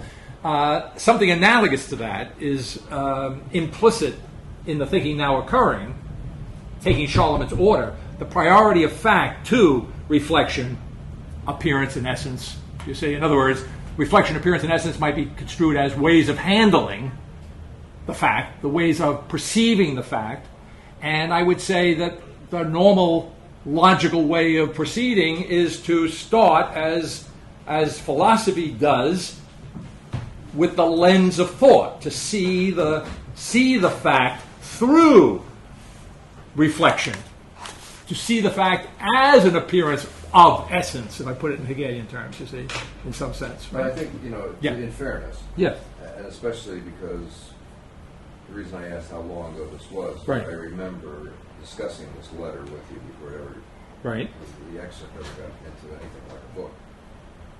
Is I think what he's posing here is the question of whether difference, whatever the difference is, right, it can be these four things or any number of other classical elements of philosophical modernity that stand in opposition to the thinking now occurring, whether those differences, if you line them all up and assault them or whatever you want to do with them, or transcend them, whatever, whether all those differences are overcome or whether well, they more just precisely what he wants to know, are they overcome by the saying? By you saying that they're overcome. Well, he doesn't that's what the chapter does. It analyzes different senses of saying. Right. Right. And also the short answer is, my short answer to that question as he's posing it, is that in one sense, it goes back to Waltraud's observation that the thinking is not entirely unprepared, do you see? So to take that into the context of this question, what my first answer here is, in effect, may not be obvious, is that in some way this difference has been already overcome before now, right? So in other words, I'm dividing the question, so to speak. So in one, And overcome before now by the incarnation? no, by Hegel, By the- by Hegel, by modern consciousness, Okay. has to a large But extent. essentially been overcome by the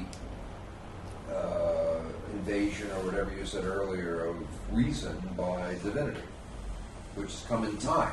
It didn't. Right. It didn't come. It didn't come essentially with Hegel.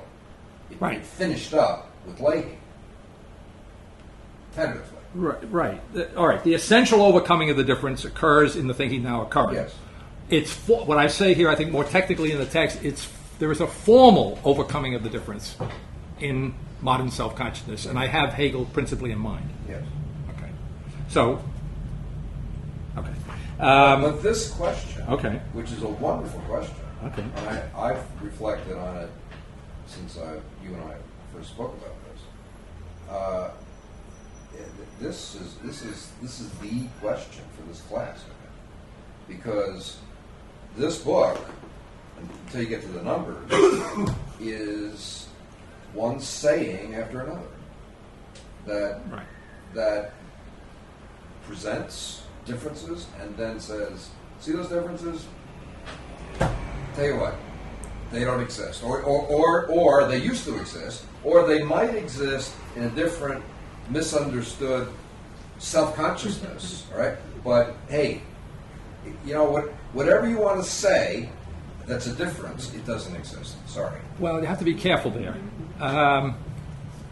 I don't think it says that. It's rather specific. In other words, this quaternity, it's the difference between these four things understood in some way to embrace the totality of what is spoken about or may be spoken about, understood in some way, implicitly, if not explicitly, as categories, fundamental categories of understanding things, that the difference between these categories has, in one way, before now been overcome, and now, in another way, this time essentially, it overcomes. So it's not, all difference is not erased here. Quite the contrary. Go back to the earlier question about persons, right? In other words, the difference between these things or these categories is overcome. But difference itself exists. And because difference itself exists, it's qua existing difference itself that is the overcoming of the differences between these categories. You see? It's that kind of thing. So it's not simply about, it's the last thing you would want to do. That's easy for you to say. No, well, yeah. No, I have the proof here that it's not easy for me to say. The text. Okay. So at the bottom of page 5, in this thinking now occurring, it is clearly seen that the matter of the thing is the absolutely formal being of thought, that the thing in essence is nothing but appearance itself, that logic coincides existence itself. Now this is my earliest, I guess, full-fledged attempt. I was saying to Carolyn before class, when I sat down to answer this question, I had finished Novitas Mundi, I had a little respite from that, and now I had in my mind that this text, as the title kind of indicates, Foundation, was an attempt to get into the deep water whole hog, to really jump in. And so in one sense that accounts for something of the difficulty, but it also is to say that here I'm saying for the first time things that I can say a little more directly, and we did say, I think, in the discussion of Novitas Mundi about the transcendent identity of thought, in essence, that notion of the simplicity of the person and so forth. Now, there are different, as it were, dimensions of that, but here's maybe one of the first ways of trying to formulate that, right? That the thing, in essence, is nothing but the appearance itself, that logic coincides existence itself. Now, this plays off, as I think the text indicates somewhere, maybe later on.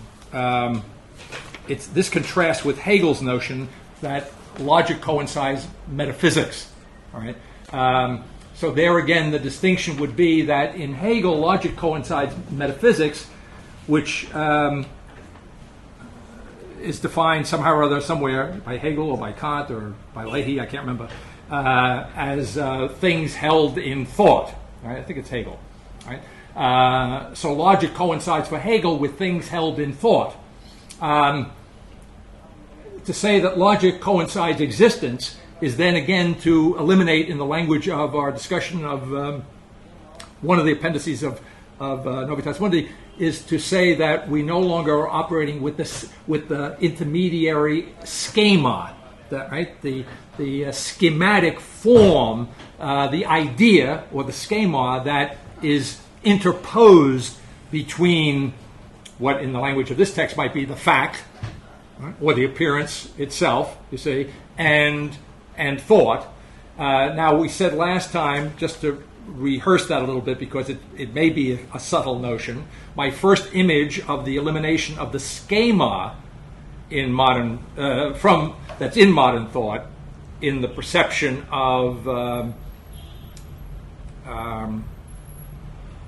let's say in this context the real object, the elimination of the schema is not simply, as I first imaged it, the elimination of it, so that you're looking whole bore on, with no film in between, but rather really, to go back to something we were saying earlier tonight, really the transformation of what would have been the schema, you see, so that what would have been an abstraction, or what was in the past an abstraction, right, is transformed into the reality. And that is deeply tied in with something that's developed later on in the early chapters here, that thinking now is, in some essential way, constructive of reality. So to take the Heisenberg example, you see, that science, the scientific observer, is in some way constructing, perhaps not deliberately, but indirectly, deliberately, constructing the reality that's being perceived, that there is an irreducible interaction in Heisenberg between the observed and the apparatus, or the observer. Analogously it's not perfectly the same, but deeply so in Peirce's denial of the distinction, the ultimate simple distinction between appearance and reality, or substance and phenomenon, and so forth and so on. All right. So what's being said here then is that when I speak of the transformation of the schema, the transformation of the idea into the reality, that goes together with what I was saying on another level, you see, and in a certain sense, persons are irreducible here. The actual world is populated by persons, right? Or the worlds that are the world are persons, right? Whether they're scientific persons, ethical persons, swimming persons, okay? And so I said before, you better be on your toes, right? In other words, if regularity has been radically called into question in the thinking now occurring as some sort of ultimate category of our experience of reality, right? And it's already there in quantum mechanics, see, in the notion of a kind of statistical and problematic understanding of reality right? So, and probabilism is an important major concern of Peirce's philosophical and mathematical thinking, you see. So imagine a kind of, see, now this is where it gets interesting. Imagine an absolute chaos. I don't mean a relative chaos, right? But an absolute chaos. That is something that's not in any way whatsoever predetermined, right? Which depends altogether, absolutely, on what you do. Forget the choice now, but on the decision that you make, right? Because the Schrodinger cat depends upon my decision whether to open the box or leave it closed, right? Now, it doesn't absolutely depend on it because there is a certain surprise there, isn't it? When I open the box, the cat could be dead or alive. See? But now, take the cat out of the box. Take his cat out of the box. The cat who is indeterminately dead or alive. I don't have to, right? Get rid of the schema. Get rid of the box. Right? Now, I decide, without having to go through this machination of opening boxes and cupboards and drawers and so forth, you see, I decide whether the cat is dead or alive. That's awesome, as my granddaughter would say. That's awesome. Can I try to, So myself, if you say the cat, I'm sorry. I want to make some distinctions within the quantum stuff, just to see where this actually goes, because we're going very, very fast here. Okay. My understanding of the Heisenberg or Copenhagen view of the quantum situation is that if you're talking about the state of a physical system prior to an observation, that is, prior to an interaction that causes the collapse of the wave equation, you actually can know nothing really about it. What you do is you come up with some abstractions, which are what the wave equations sound like, but you can have no understanding of what the actual content of that is. Isn't it Hold it, hold it. Isn't that light, by the way? Hold it. It's the isn't that the formula? It's not light, it's Not any light. physical system. Anything. Any physical system. The distinction between the system as it is in itself and the system as it is after an observation has been made. When you have the system in itself, there's really nothing you can say about it except the statistical distribution of possibilities which make no sense in any kind of ordinary image of reality. On the other hand, when you have something where you actually have an observation, it's impossible to talk about it without including the apparatus that is interacting with it. So you have those two different situations. So I just want to say, in terms of that, where does the analogy work? The Schrodinger's cat is a kind of red herring cat. In other words, if you're saying we forget about the thing in itself, the situation of the statistical distributions apart from any observation, we just X that. Is that what you're saying? Or is No, and I'm not saying that, and I don't think Heisenberg says that. No, I know he's not. Heisenberg isn't saying that. Bohr is not saying that. They're saying that there's nothing more to be said about it than this incomprehensible statistical distribution, which cannot be interpreted. That's Bohr's position. Well, I was going to say, because Heisenberg makes the distinction. In fact, he compares the philosophical implications of quantum mechanics as he understands it to Kant. Well, yeah. And the distinction that Heisenberg makes is that whereas Kant said that the thing in itself is completely unknowable, Right. Heisenberg says we can no longer say that. We have the idea of a potentiality. Right. A potential Right. field. Therefore, we go back to Aristotle. That's right, yeah. And the thing is But no longer you in and know- of the way it is in itself, Yeah. in so-called reality, is no longer simply unknowable. No, it is that's in right. part, in some way, It can knowable. be understood through the idea of potentiality, but it can be understood very precisely through a statistical distribution which doesn't conform to any of our ordinary pictures of reality. Okay. So you can go that far with it. If there's anything that you can talk about where an actual observation has been made, you have to include the apparatus as part of the situation, and so you're no longer talking about the thing in itself. Right. So, Okay.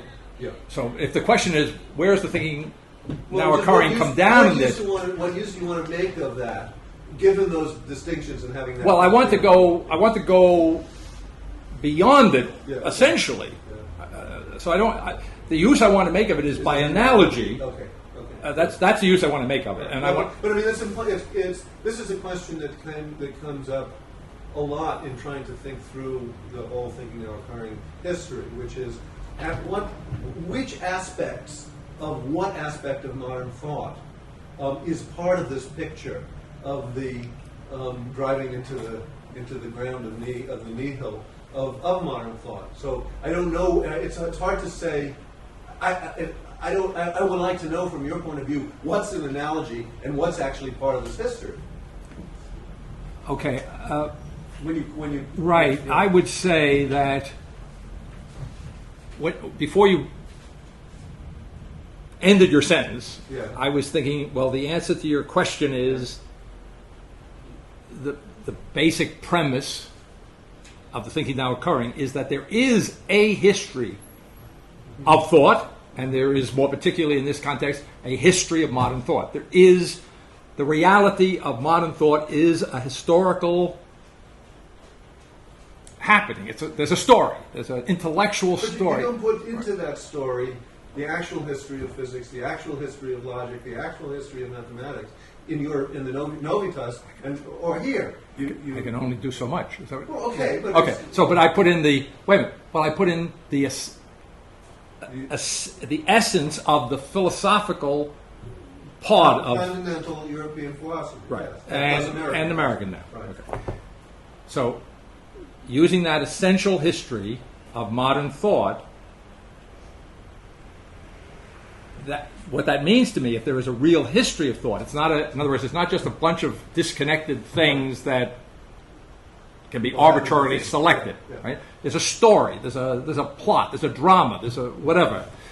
Not that it was necessitated in a Hegelian sense, but after the fact, as Kierkegaard would admit, after the fact we can say, well, there it is, and we can't change what has happened. Now, when I look at what has happened, then I see in this actual result of the incarnation called modern thought, I see a dialogue going on, and the emergence of certain philosophical notions and the development of such notions. One of the latest proximate philosophical and coincidentally scientific notions, pragmatism and quantum mechanics, is this notion of indeterminacy, is this notion of the intrinsic and irreducible participation, right, of the human thinker in the determination or the decision as to what the reality is. We are real players. But this again, this is So- you're right on the edge of New Ageism here. So, and which I don't think is. What I don't you know want why to you do. say that. Help me Well, out. because there is in the present zeitgeist a very fashionable appropriation of exactly this point from quantum mechanics. But I'm not appropriating. That's what I think we understand that. In other words, I'm saying it's an analogy. Yeah. Okay. And that's I want to be, and the thinking now occurring is beyond that, because that is the notion of compromise, of being in nothing in Peircean terms. It's the notion of a kind of irreducible indeterminacy. And so when I talk about metaphorically of throwing the box away, you see, that's my image for being beyond both Peirce and Heisenberg, and saying that our construction of the real object is thoroughgoing. Okay, but you're not resting on the scientific probity No. of the. Okay, that's all I wanted to know. No. Can we rephrase this then? Okay. To say whether the difference between fact and reflection or appearance and essence can, by the analogizing, be overcome? What do I say? Remind me. He says, By the thinking now occurring? He's looking at the I'm title just saying. question. I'm just saying, can we now, in summation? Well, yes. Now you think that's a humorous thing to say? No, I don't. Okay.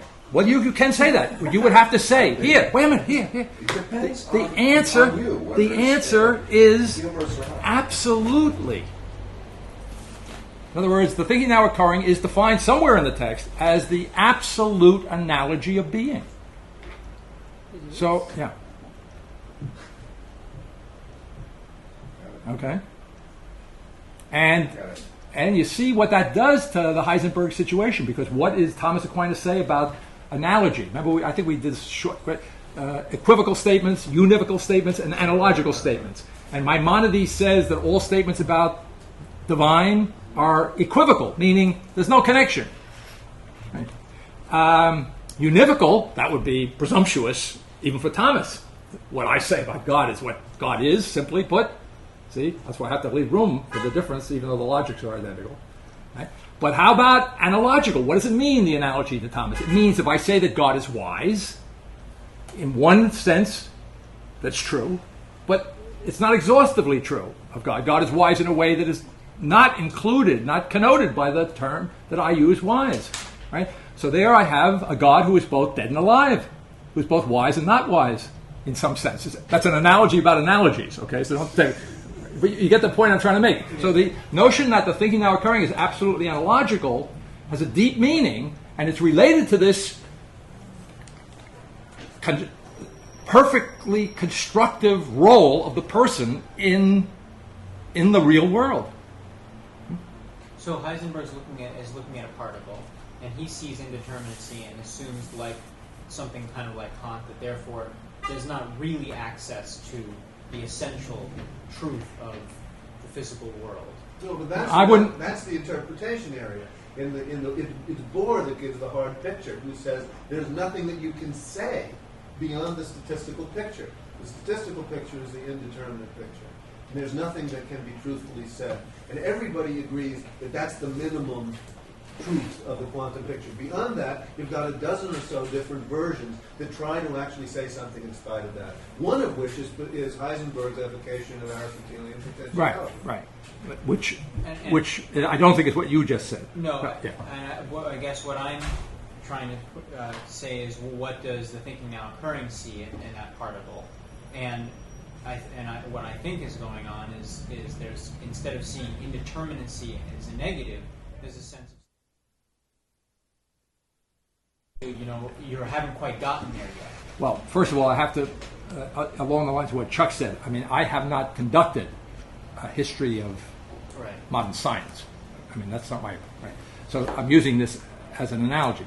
If I venture, nevertheless, against my better judgment, an answer to your question about the particle, I would say that what I want to do is I want to call into question, as a matter of principle, I'll make an absolute statement, the whole notion of particle physics. I want to start over in understanding the dynamics of the physical world. The logic that's shared between the divine and the human is the logic that appears in the second half of this book, not some other logic. Right. Yeah, that's right. I don't know. Okay, great. Okay. Well, we pushed the clock, so I don't want to. Okay. Thank you. We'll pick up and carry on again.